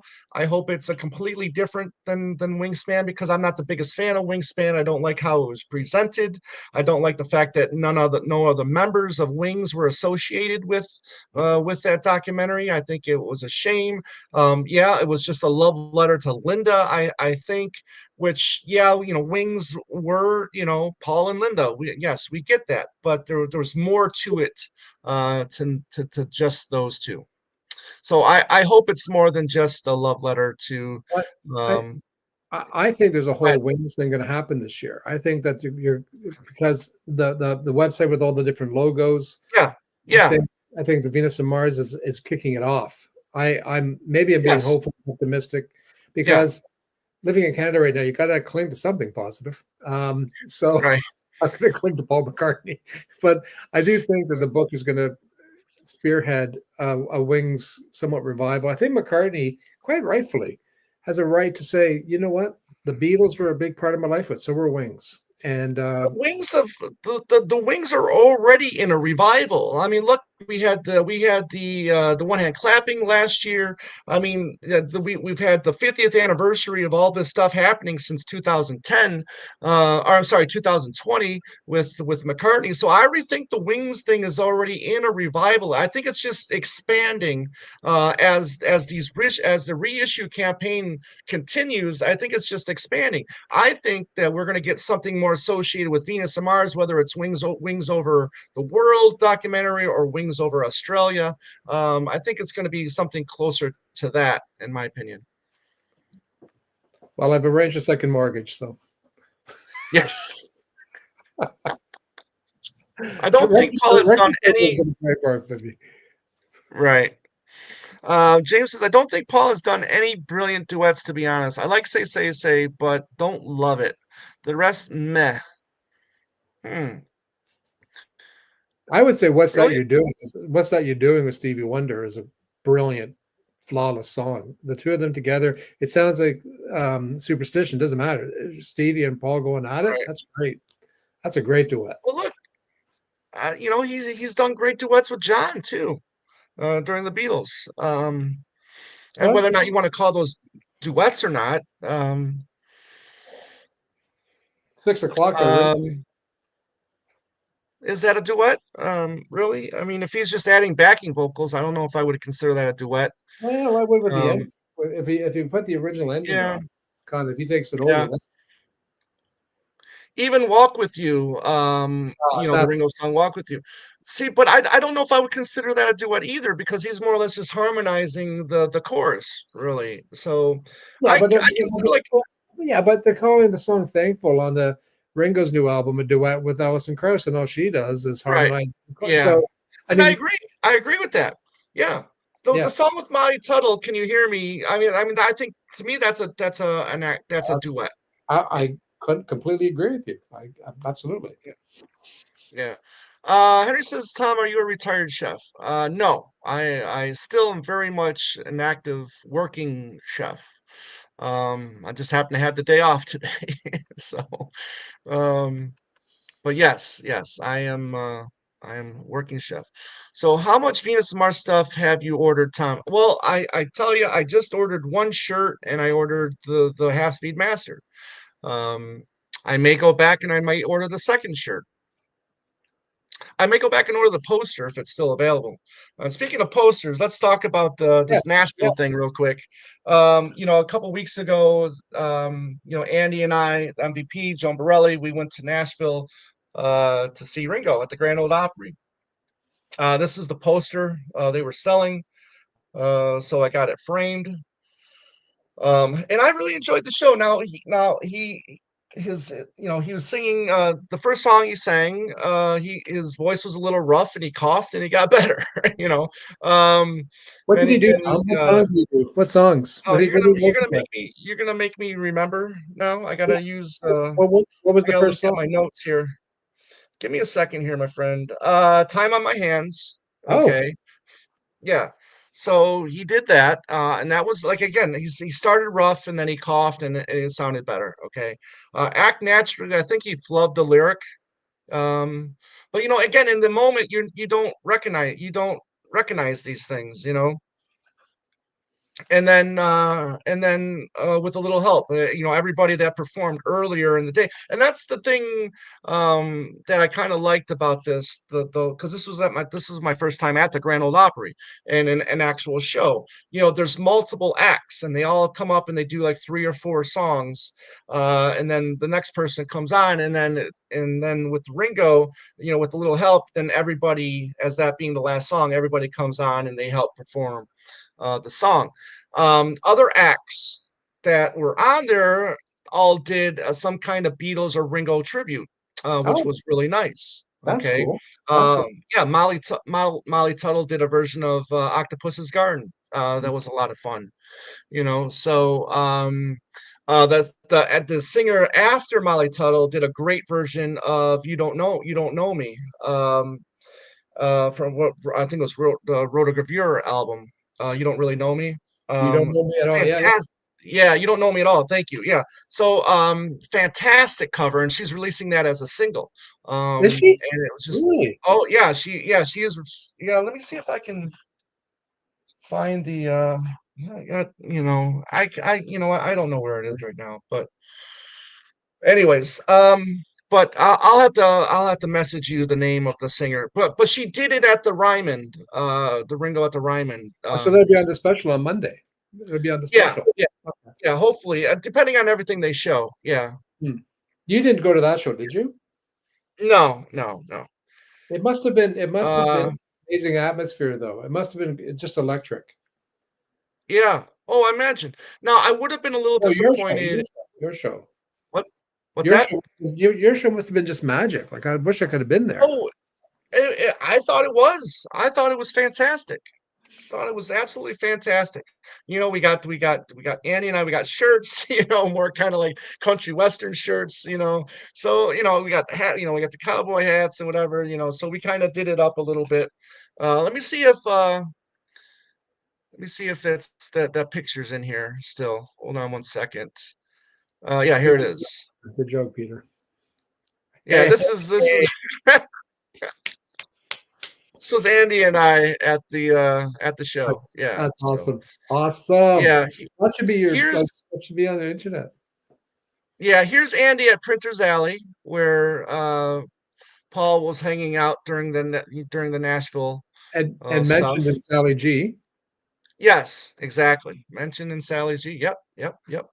So yeah, it was just a great time. We went to the Musicians Hall of Fame before that, and because they had a Ringo exhibit there, which was a lot of fun. I had been there before, so I knew what was in there, but they just added an actual Ringo exhibit. So I got to try to find the comments again here. Let's try to catch up here with these comments. I'll talk more about the Nashville show in a second. Have you guys ever had crepe? Yeah, I've made crepes, many times for Very brunch. good. I worked many a brunch. There's times where I was telling this the other night because we had a little work get together, and the chef I worked with, I used to work with in the 90s, and we were at this it was a restaurant that was in a marina. So these brunches were famous. I mean, we just would have hundreds and hundreds and hundreds of people for these brunches, and there's times where on Saturday night I would be cooking until like 1 o'clock in the morning. Wouldn't get out of work until like 2 o'clock in the morning. Had to come back, and start work at 6 o'clock the next, 4 hours later for brunch. And we were talking about there were times where I mean I was still drinking. It's like coming in still drinking and I mean, but that's just the thing, 25, 26, 27. I mean, what are you're going to sleep for like 3 hours? No, you stay up, Yeah, I you did. tough it out. The good thing about it though is then we were closed Monday and Tuesday, so then I could just I could work, stay up 24 hours or whatever, and then Flat. crash for a day and a half. Yeah. I always like the joke on The Simpsons Uh, about brunch. It's not exactly breakfast. It isn't lunch, but it comes with right. cantaloupe.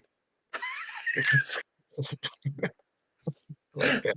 Yeah. Even the Wingspan double album was fudge. Well, yeah, and then you're adding the early '80s stuff on there. You're adding, some stuff from Tug of War was on there. Um, I don't know if yeah, and I think McCartney. Well, obviously you have to put in the live coming up on that because that was a Wings song. I'm expecting the Wingspan treatment for the book if Paul is behind it. In the meantime, I'm collecting Fool again. Thanks for collecting video. Yeah, yeah, yeah. We had a great time doing that. We are collectors. So we had a great time with that questionnaire from our friend Nick. And again, if anybody has an idea for a show that they think we should talk about, email us at twolegspodcast@gmail.com and we'll definitely consider it. Okay, Henry here wants to talk about my favorite actor again. Robert De Niro did one of those actors breaks down.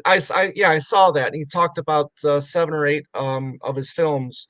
And it always amazes me when somebody has this great body of work, right? And they're able to and their memory of this body of work is still kind of intact, right? Because we've interviewed people that worked with Paul like 20 years prior and they didn't remember anything. you know um we talked to why am I um dropping his name now because I'm putting myself on the spot. The co-producer of Off the Ground. Okay, he only worked with them 30 years ago, and he couldn't remember that much. But then, yet Denny Seiwell remembered almost everything, and he worked with Paul 50 plus years ago. So Well, yeah. I mean, when I spoke to Mike Hales, who signed Ringo to Polydor, his memory was sharp as a tack about Ringo and some of the stuff that went on. So it was an yeah, interesting story. Yeah, I agree. It's weird, hey? But I can't remember yeah, my brother's name half the time. I can't remember his name all the time. So there you Yeah. go. Um, our friend Kyle Han. Hello, my friend. Thank you for everything that you've been doing. I know it's not a common thought, but I might pick Ebony and Ivory as Paul's best duet. I love that Mm, song. do you? Okay. I do. I again, I remember when it came out and it was a big premiere on the radio. It was huge. Mm, It was massive. And I think my memory of the song attaches to my love of it, So I know it's not a popular one that people will run down, but you know, uh back in '82, it really hit the mark and it has a great message and Stevie's great and so is Paul. mm. I love Some People Never Know as a duet with Paul and Linda. I like Um, Heal the Pain. with George Michael. That's a That great is a duet. fantastic duet right That's there. That a has great gotta be song. in the top 5. Yeah. Yeah, Yeah, that didn't definitely. do anything, but it's man, I listen to that I think it's fantastic. The two of them together is brilliant. Yeah, And to me, it's a great. I love that song. So yeah. Good point. I don't think Paul's voice suits "What's That You're Doing." He sounds so white. so do I. So what are you kidding? Um, that's interesting. Okay. Good point. Um, No. he does do yeah, well, I are they really duets though? From my memory, they just wrote together and maybe he does backing stuff, but I don't think it's an actual I don't think any of those 3 songs that they did together were actual duets. Well, You, you know, point of fact, I've listened to those songs once each when I bought them, and I've right, filed them all, and I don't think they're coming out of my collection anytime soon. So just saying, right, right. not Yeah, my favorite, Henry. Sorry. yeah, sorry. Um, Yeah, well, there you go. Did you see the video of a guy dressed as Trump dumping on Alec Baldwin? My view hilarious. Baldwin was not amused. Well, I'm sure Trump wasn't amused when Baldwin was doing Trump on Saturday Night Live for 4 years. Um, so how about Mark Almond's duet with Oh, Gene Pitney? nice, nice. I love that. That's Yeah. yeah, that worked. That was a brilliant. That was actually better than Mark's solo version of the song. I big Mark Coleman fan here, surprisingly, and Mm, I do love Mark Coleman. I mean, I'm seeing Soft Cell here in Toronto with Simple Minds. What a great double bill! Very okay. excited. Yeah, Oh, awesome. yeah. When is that show? I think it's in the summer. I think it's July or Okay. something like that. So yeah. Okay. Well, we'll have you on and talk about it. Because I think we're going to Well, try to listen, get together I got. for the Outlaw Festival. Do you know who's opening for Neil Young? My daughter's got tickets to see him. I got tickets to see him here in Toronto, but in Ireland, Van Morrison's opening for Neil Oh, Young. shut up. Seriously, so it's like really, yeah. Oh, I want to go now. Uh, I want to go. Let's see. Hold on. Let's see. Kanye has completely went off the deep end recently. He needs a straight jacket. Yep. Let's see. I love the duets "New Moon Over Oh, Jamaica" and "Heal the Pain." Yeah, you know what? You're right. I forgot about the Johnny Cash one. That's yeah, a good one, Susan. That is a great song. And yeah. weirdly, I'm just listening to it on the weekend because I was listening. I just finished a book about Johnny Cash, Okay. his lyrics, and it just wow, that's a great. Thank you for reminding us. Yeah, Yep. Yep. Let's not forget Denny Lane. Yep. So something like deliver your why am I children. dropping the name? Yeah, something like Deliver to Children. Now, when they're harmonizing together, I mean, is that really a duet?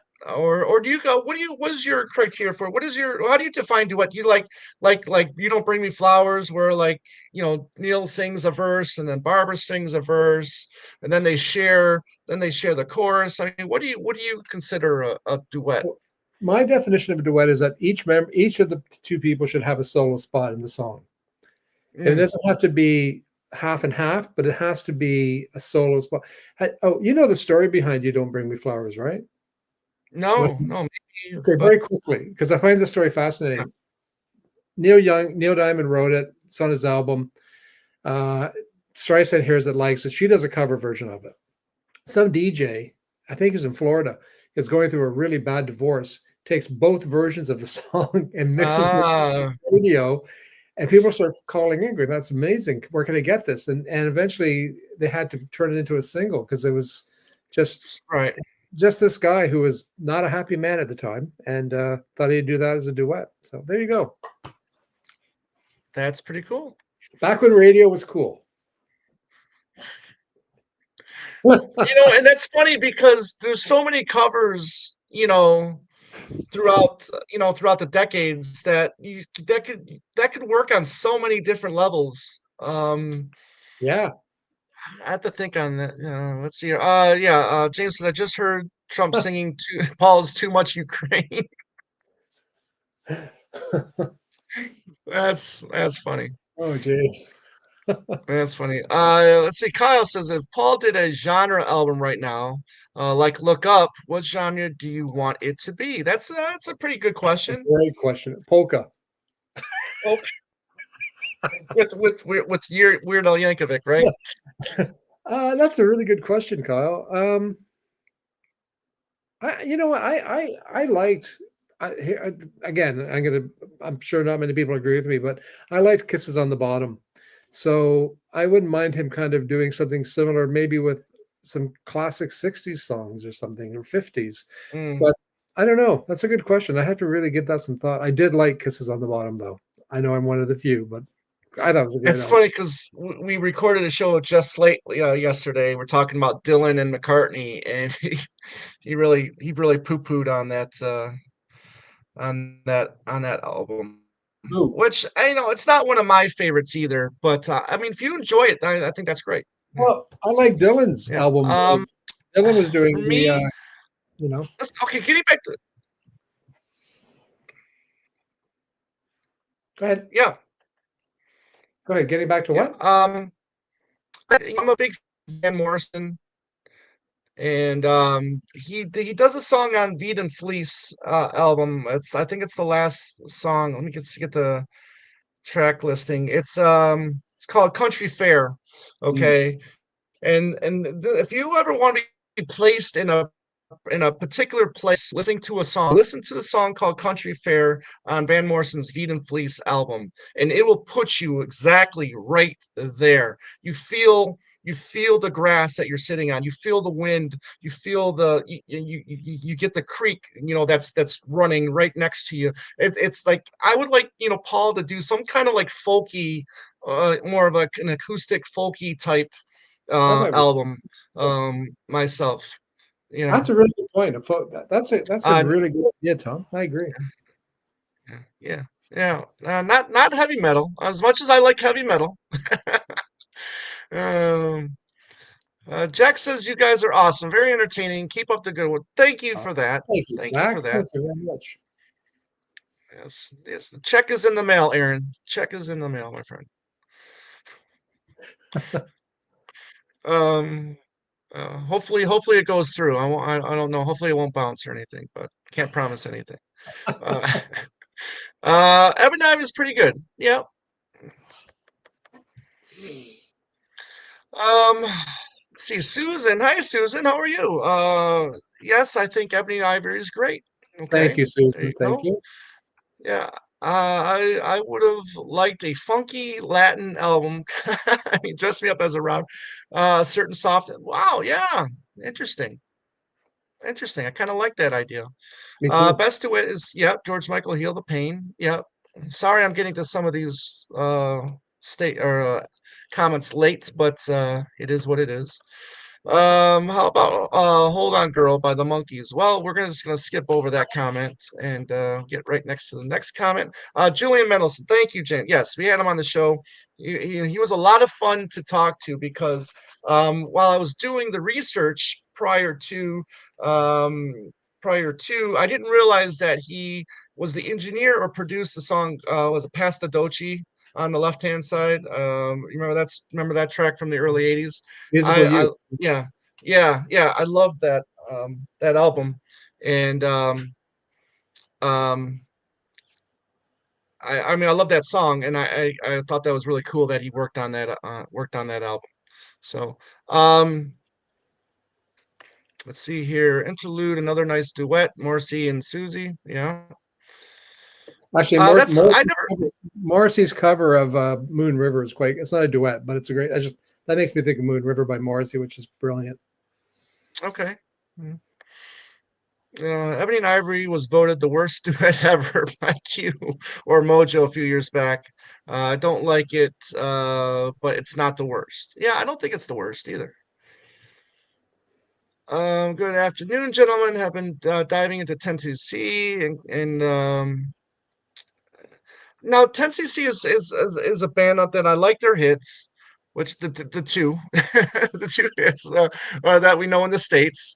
Things we do for love and I'm not in love. I mean, I think those were probably the two biggest hits here in the States from 10cc. Can I just ask back corner? Uh, Feel the benefit. Do you not think it borrows heavily from Dear Prudence? I mean, the beginning of it, not necessarily the whole song, but every time I hear "Feel the Benefit," I kind of go, "Ooh, Dear Prudence." Now, I mean, that's just me, but I don't know if you feel the same. I'm a big 10cc fan. You know, Tom Rubber Bullets was a big hit in the UK. I think it made number one, Oh, and of yeah, course, One Night in Paris, which is one of the finest right. tracks ever to be released, and apart from Beatles. But yeah, anyways. But I do think Feel the No, Benefit borrows from Dear Prudence. yeah, I did watch a few of their, UK performances on YouTube. So like Rubber Bullets. I did see them perform, and whether it was Top of the Pops or whatever show they were doing, um, and I liked it. And I do want to get their four main albums there that they did before, before Lowell and Creme. was it Creme? Yeah, before they left. Yeah. And don't forget, McCartney's on two 10cc albums, right? He's on Oh, that's Meanwhile, right. and he's on the one after Meanwhile. The title just went right out of my head. But anyways, yeah, Okay. Hi Tom and panel. Love soft cell. Okay. me too. Sometimes I feel. Yep. So, yeah, Tony Bennett was good. I agree. Do you remember rumors circa 2010, 2012-ish, that Paul was in Malibu doing some writing with Bob Dylan? No, no. I've heard the rumors. I do. It was just a rumor. Yeah, Rumor. probably. Yeah. Well, and we talked about this a little bit last night because they were both on Columbia there for a while. We thought, well, if there was ever a time that they would have done a duet together, it would have been, during 79 to 84. But yeah, it wasn't meant to be. Let's see here. Kanye has been out there since day one, in my opinion. Okay. Neil Young is Hyde Park in July. Yes, but I'm working, so we'll miss. That's too bad. That's too bad. I'm seeing him here August. Um, Yay! Yay. Rumors of Mac and Lady Gaga. Yeah, well, I think that's very much a real thing. I think they did that a duet for his animated film High in the Clouds. So I'm sure that is still yet to come. When that I know Netflix has been working on High in the Clouds, and animated stuff for whatever reason takes a while. So um, let's see. Van Morrison, Cat Stevens are supporting Neil Young in London too. Use or Yusuf, whatever you want to call him now. But would I give an arm for that show? I might give my left arm to see that show. Yeah. I was lucky to see Yusuf here in Toronto. We played Massey Hall. It was a great concert. Ah, very cool. So what's Massey Hall? I mean, because I know Neil Young released a live concert that he did at Mass. I mean, it's a smaller venue Yeah, type it's thing. yeah, it's about 3,000 people, and it's really an old theater here in Toronto. It's one of the last oldest ones now. Got great sound, especially for acoustic shows. I mean, Hmm, I saw Kansas there last summer, and man, did they sound good. It's a beautiful building, inside outside, and it's just kind of a landmark. And I can't I mean, what maybe like the Beacon in New York, but okay. it's a great venue, and Cat Stevens played just before the pandemic, and it was Paul Simon's doing 5 nights there coming up. I couldn't get tickets; they sold out in like a minute. It was incredible, but oh well. I don't doubt it. Yeah. See, Heart of the Country by Sir Paul. Absolutely love Heart of the Country. Jack said Kisses was fantastic, and Jack, thank you for being on. That's my Yeah. side. Yes. Jeff Slate wrote an article saying Paul Simon would be forgotten compared to the Beatles and Dylan, which I don't agree with. He was quite pompous about. Well, watch our latest show. He does talk about that, and we all talk about that. So yeah. So be on the lookout for that. Oh, here we go. So what do you think about this? Simon and Garfunkel are not duets. I agree. It's harmonies. I don't think Okay. they're nuts. in my opinion. But So then the that's just Everly Brothers would be harmonies.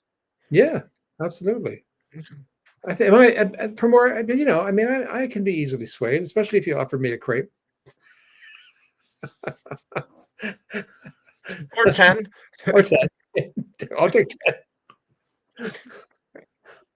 Oh yeah, Beatles said Ada says it's two-part harmony. Yeah. Let's see here. 10cc were big here in the UK in the 70s.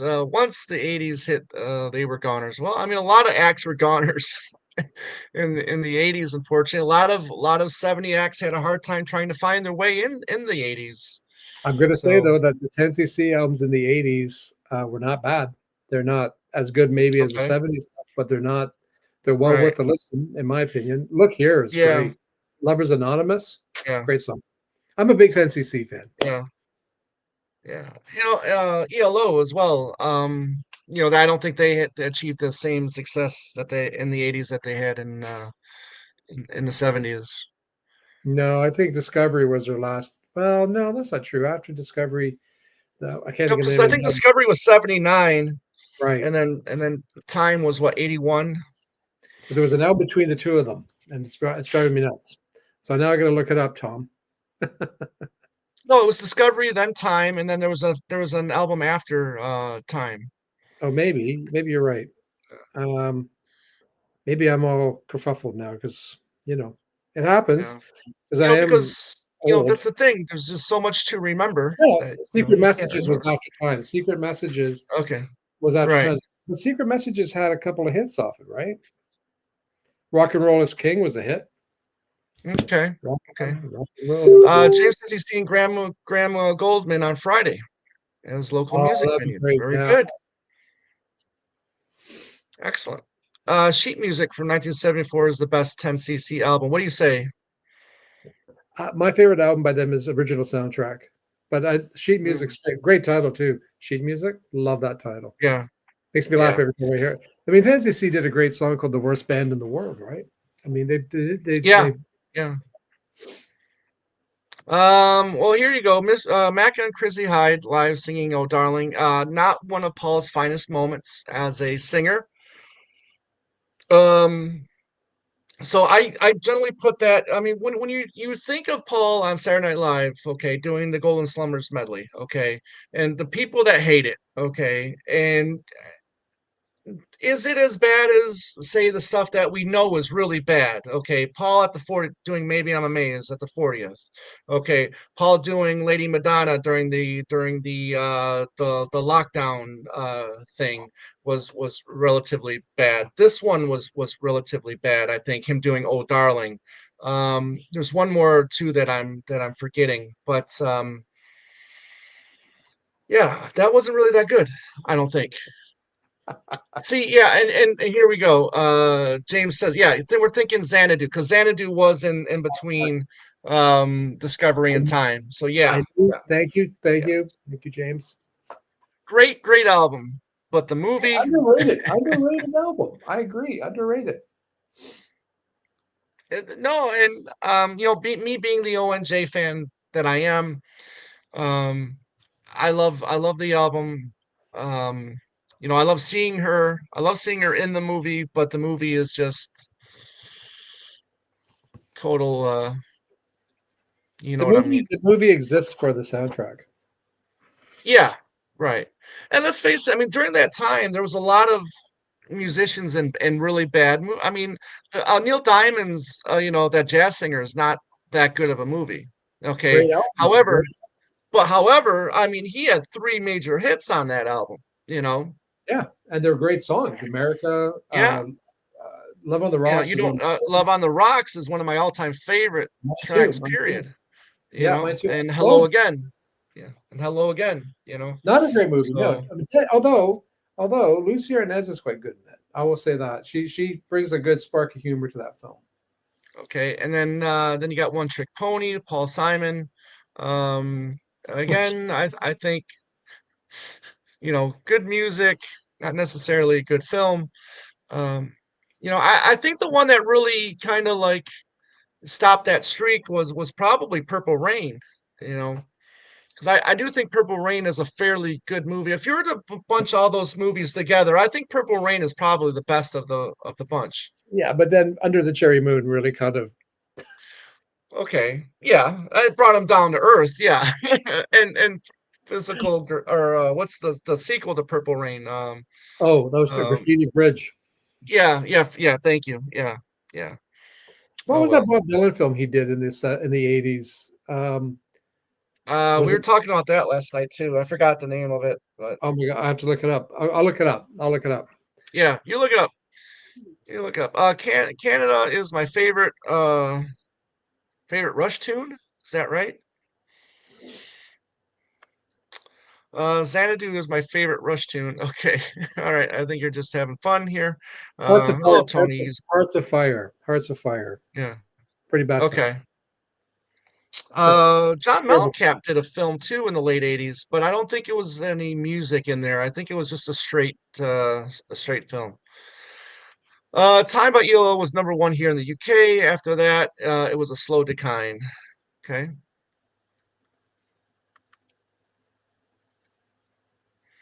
Let's see. Reading the excellent Led Zeppelin biography. Okay, so did you see the Becoming Led Zeppelin in theaters? I did.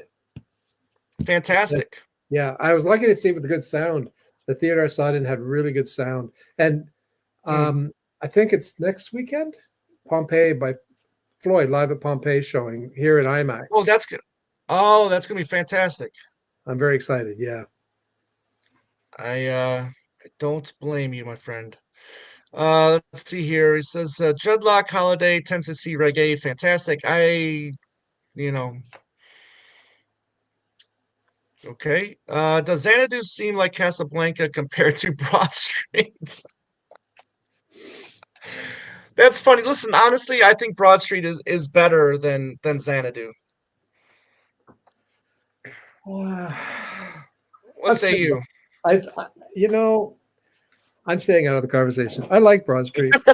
I do. I don't think it was trying to. I don't think McCartney was trying to do anything other than a nice, entertaining. It's like the Hallmark movie of rock musicals. I mean, Right. it's not. It is what it is, and I know a lot of people hate it. But Yeah. I saw the show. I was so excited I was 20 years old. That Rupert before it. Then they had the movie. It was great. It was awesome. So Right. I love Rupert the Bear. Um. Yep. Is Daryl They're Hannah married. still dating Dee? They're still together. Yeah, They're they are married. They're still married. together. Did they end up marrying? Okay. Yeah. Okay. And she's just did a documentary about him with the soundtracks coming Hmm. out. I forget the name of the documentary. Anyways, yeah. Okay. And then we got to get this at least once a week here, which I'm fine with. So any news on the new album from Macca? Well, no news is good news, I say. I'm sure it's coming this year. I'm sure we're going to see something, hopefully between spring and summer, um, or even early fall. Um, I think but it'll be a surprise when it comes out. I think it'll just come out. Like I don't think there's going to be a lot of yeah, fanfare. I think it'll just like we're going to wake up to new McCartney. yeah, oh yeah, it'll be like a 6 a.m. thing. Wake up, go to the bathroom, turn your phone on, and it's like, oh, McCartney's new album just got announced. Um, well, they keep that stuff so tight-lipped. That even if you're an insider and right, if you want to Well, stay an insider, you gotta shut up. You gotta keep quiet. how did they keep the New York shows so quiet? That was amazing. That was Right. amazing.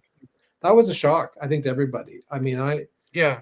did no one saw that coming. At least I didn't. But Right. Yeah.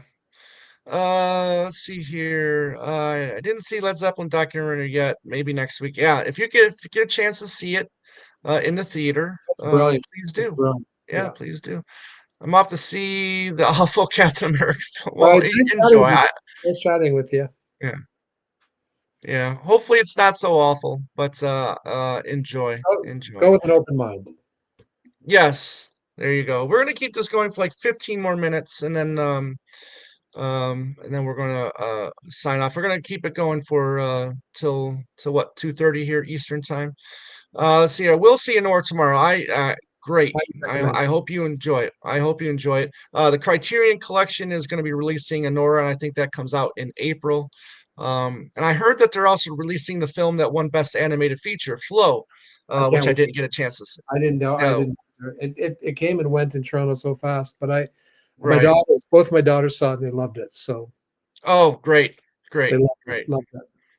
Yeah, good. Can't wait. So Tom, So, what else? can I show you one rare thing I finally got? Yeah, let's talk about things that we've gotten here, because we were taking so many people's comments here that we're forgetting our itinerary for the day here. So what do we got? I got a Canadian pressing of Ah, electronic sound because in America the album came with an inner sleeve. This just came with an insert. It's not part of the oh inner wow. sleeve. Yeah, it's kind of cool. And it's got the Canadian apple, which is different than the American apple. So I was very happy to get that. And it Well, got let's see the Canadian apple. Let's see the Canadian apple. And it's a Zapple label though, right? darker color. Okay. The singles are much more Okay. different. If you look at the singles, they're different. But my 30-year quest has come to an end. Ah, I just broke it. No, just kidding. I finally got Bangladesh as a double album. Ah, very cool. Yeah, Very cool. I know it's a promo. That's fine, but it's kind of cool to have this as a double album set. So there you go. That's what I've been collecting lately. Well, other stuff too, but this is the coolest stuff. I think. Right. How about Right. you? Yeah. Well, I finally I picked up a few cassettes that I've been looking for that I showed I can't remember if I showed them last week or 2 weeks ago. I got Working Classical on cassette, and Oh, then I got the first Fireman album on cassette as well. So that the cassette collections is winding down. I need a where did you? uh I just ordered the first Fireman album on vinyl. oh, did you? Okay, yeah. Yeah. I mean, the only thing I need on vinyl album wise is the second Fireman album, Rushes. So again, if anybody out there has a copy Well, you want to get rid of. I got to get a copy now just so I can one up you.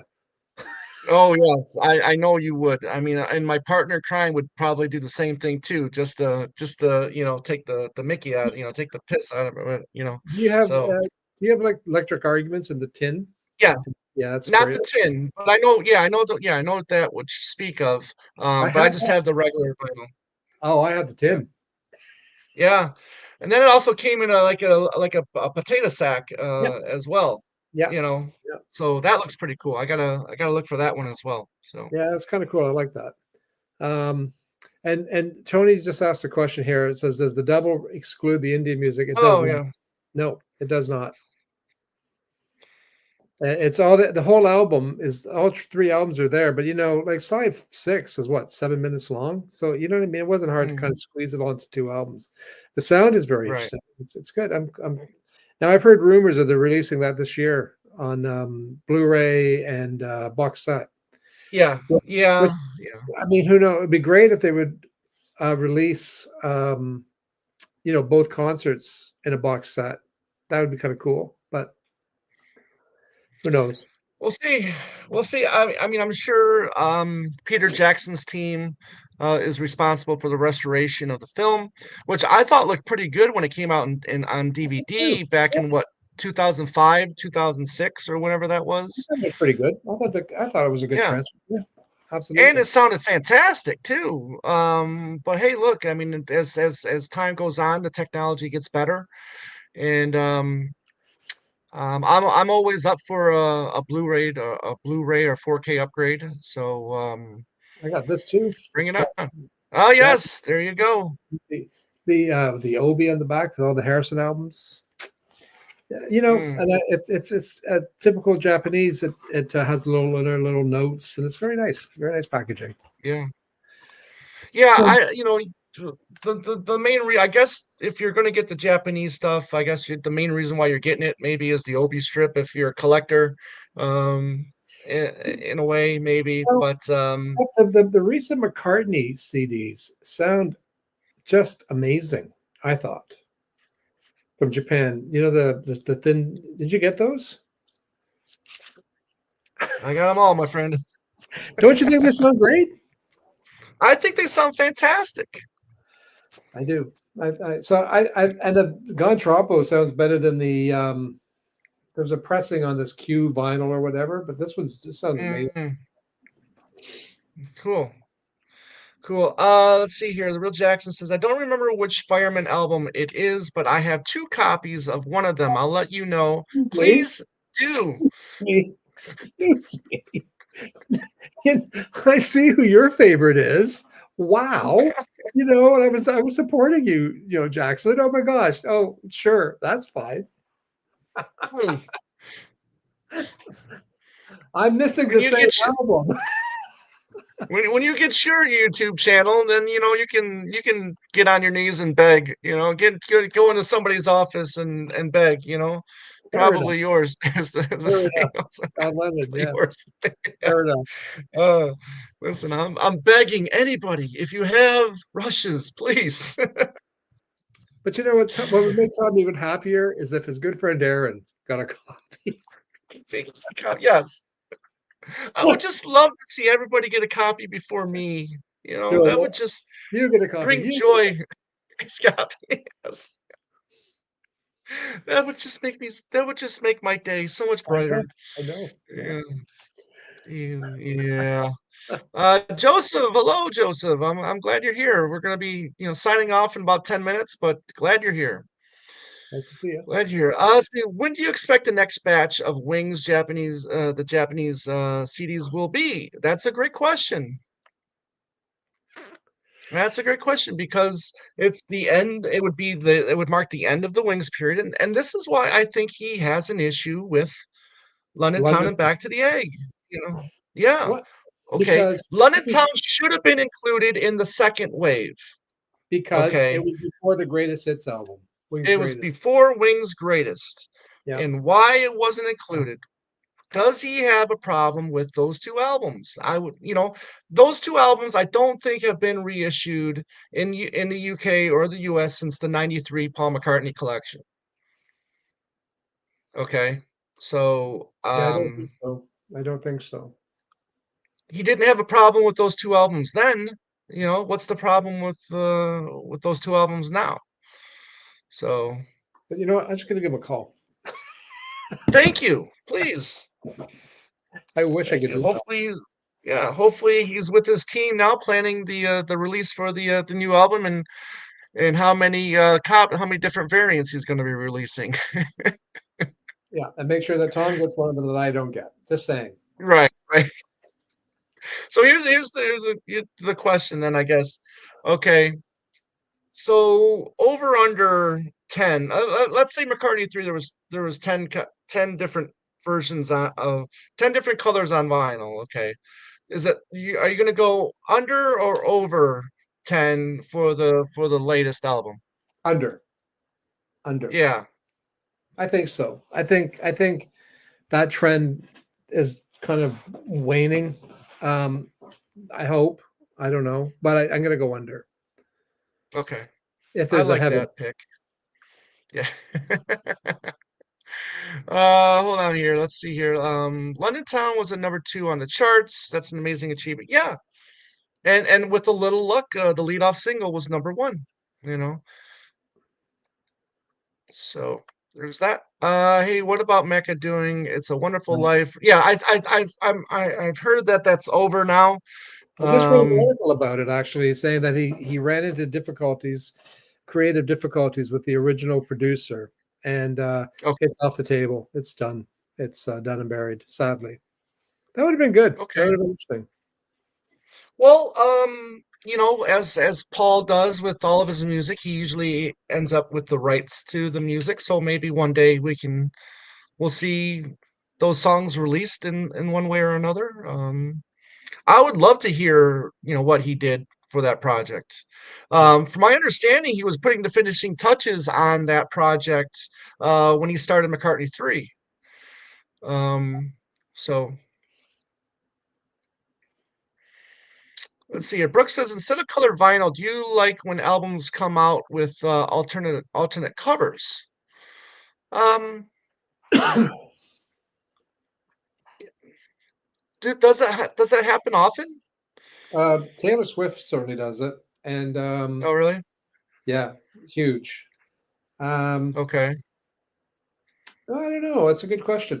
I just got the new Jethro Tull this morning, and it's colored vinyl and all that. Yeah.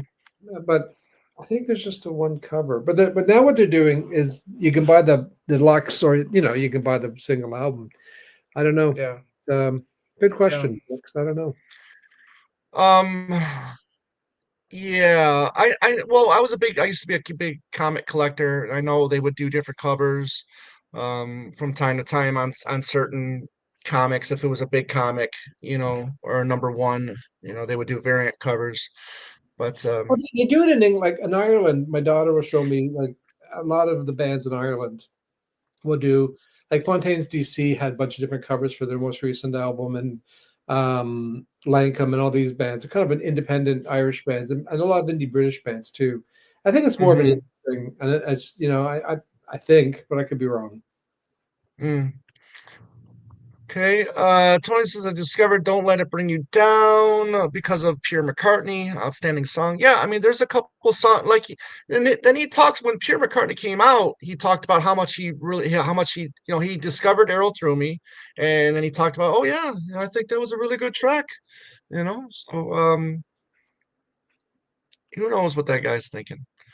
Alternate covers often done with indie record stores. Okay, yeah. And Tony says, new Jethro Tull. So Jethro Tull has put out a handful of records in the last 6, 7 years. They put out an album a year now. Yeah. I'm gonna just be a name dropper. I'm interviewing Ian Anderson on Friday, and I'm very excited and nervous. Yeah, they have a brand new album. Came out today or comes out tomorrow, but it's very good. It's. I mean, there's another artist that people go, well, Ian Anderson's voice isn't what it used to be. No, of course Yeah. not. But who cares? Yep. It's Ian Anderson, and it's flute Right. playing is flawless, right? So Yeah. Did I work this show? Yeah, I worked the show, and I'm trying to remember if it was 18 or 19. He came through Arizona, and I worked the show. Uh, I was there doing breakfast. He comes in. He was not in a good mood, for whatever reason, that morning, and so kept away. I gave the man his privacy, and but I went to the show. I took my ex-wife to that show, because my ex-wife was a huge Jethro Tull fan, and yeah, that's the thing is like he tried, some acts tried to sound like they did. Like I remember seeing Dan Fogelberg back in the 90s, okay? And he tried to sound like he did back in the 70s, and it just wasn't working for him, you have to adapt. unfortunately. You have But to adapt. Like I think I saw that tour that you and your ex-wife went to, and they did Heavy Horses. They had yeah, a female vocalist doing the right. chorus. By the way, Yeah. the new album is called Curious Ruminant. That's the Mm, name of the Jethro Tull album. So it's a very good yeah. album. Very good album. Yeah, And yeah, the two previous albums were not bad either. I didn't think they were very different, but not bad. I like. Um, Yeah, because I think the last album he did before this new batch was .com, I think. Well, the last Tull album and the last album with Martin Barr was the Christmas album, and then Yeah, right, which was just reissued before Christmas last year with a bunch of right, bonus stuff, and it remixed and remastered by Steven Wilson, of course, who seems to be right. everywhere. Um, He's cloned. Yeah, hey, you got an album? I'll remaster it. I'll remix it. yeah, right. No, the last two Tull albums were good. I mean, he did a lot of independent solo stuff in the 90s and 2000s, Yeah, yeah. but it's Jethro Tull just he kind of resurrected it 2022, and there's been an Two. album year. Yeah, Yeah, you're so right. Yeah, good for him. good for All him. right. Well, Well, I think the time has come to plug a book. The time has come to plug a book. To work on the Thank you. mystery. Yes. This is why you on, so you can remember to remind me to plug your book. No, I'm looking forward to the Ringo Starr book coming out because I think the people are going to see and learn a lot about Ringo that because I've discovered some stuff that I had no idea. And I mean, I've read, um, like the films that he produced in '72, for example, that came out in Hmm. '76. I had no idea about those. So I was fortunate to talk to the director of the film. So it's very cool. I'm very excited. Oh, we can't wait. So you're talking some point this year, right? For a Yeah. release date. Yeah. You're also working on the Klaatu book. I am. Yes. Plateau.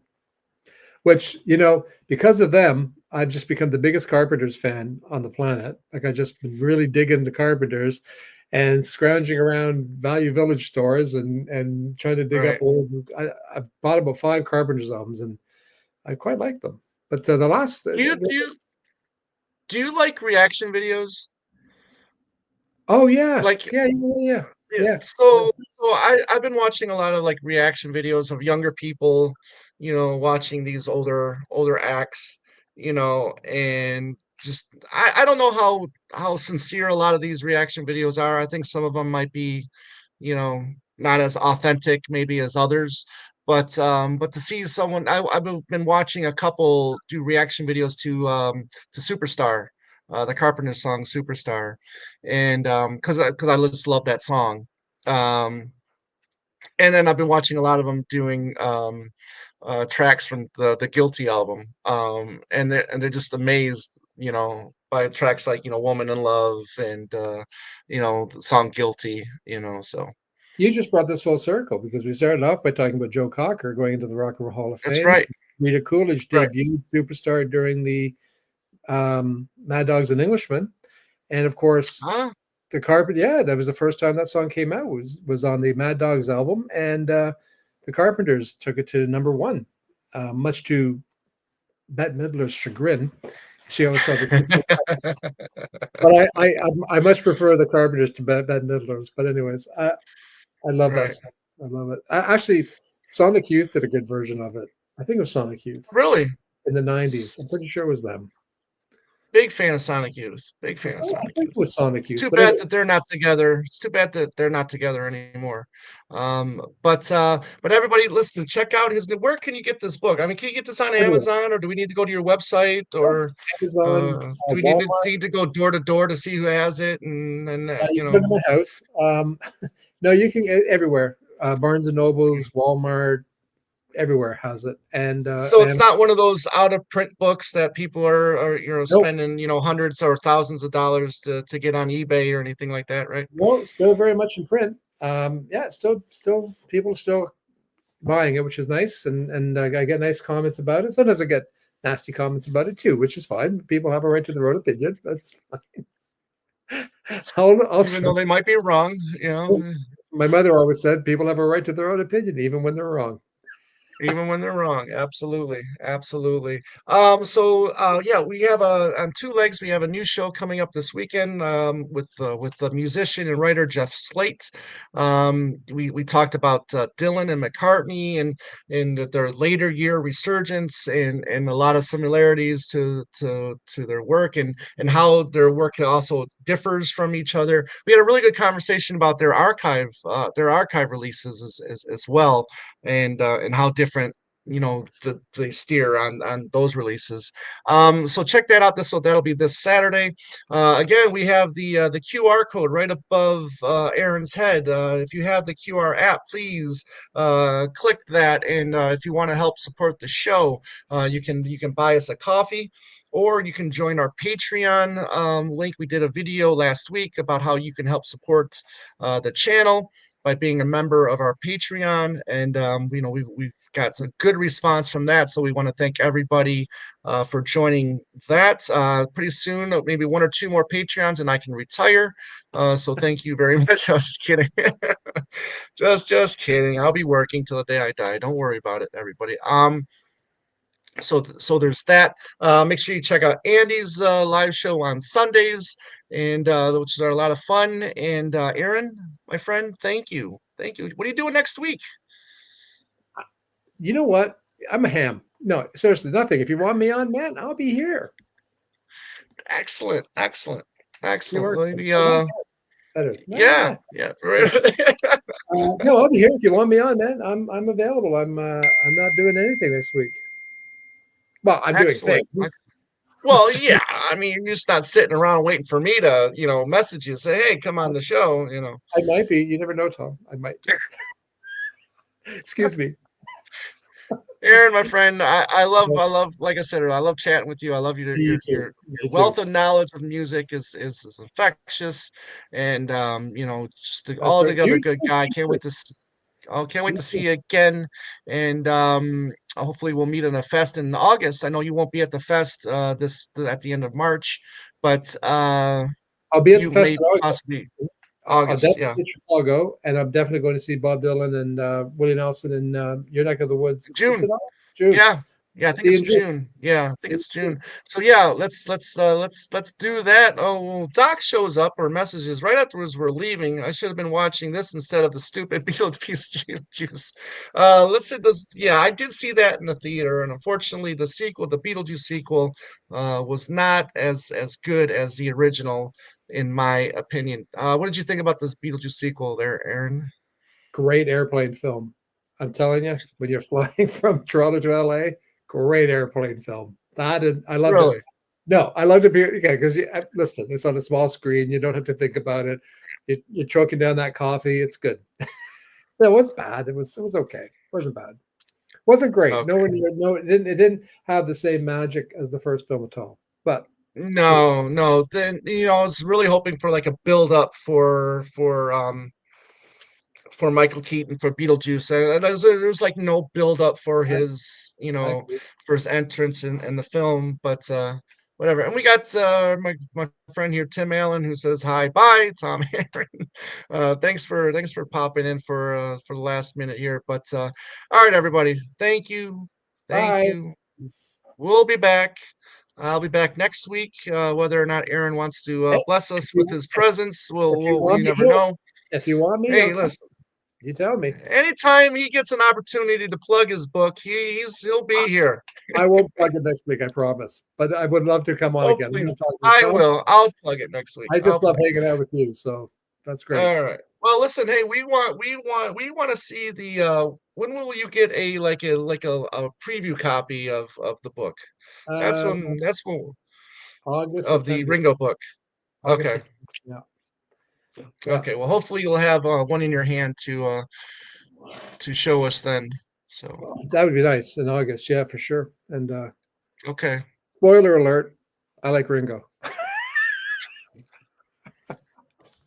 All right, my friend. It was great chatting with you. Everybody out there, peace out. We will see you soon.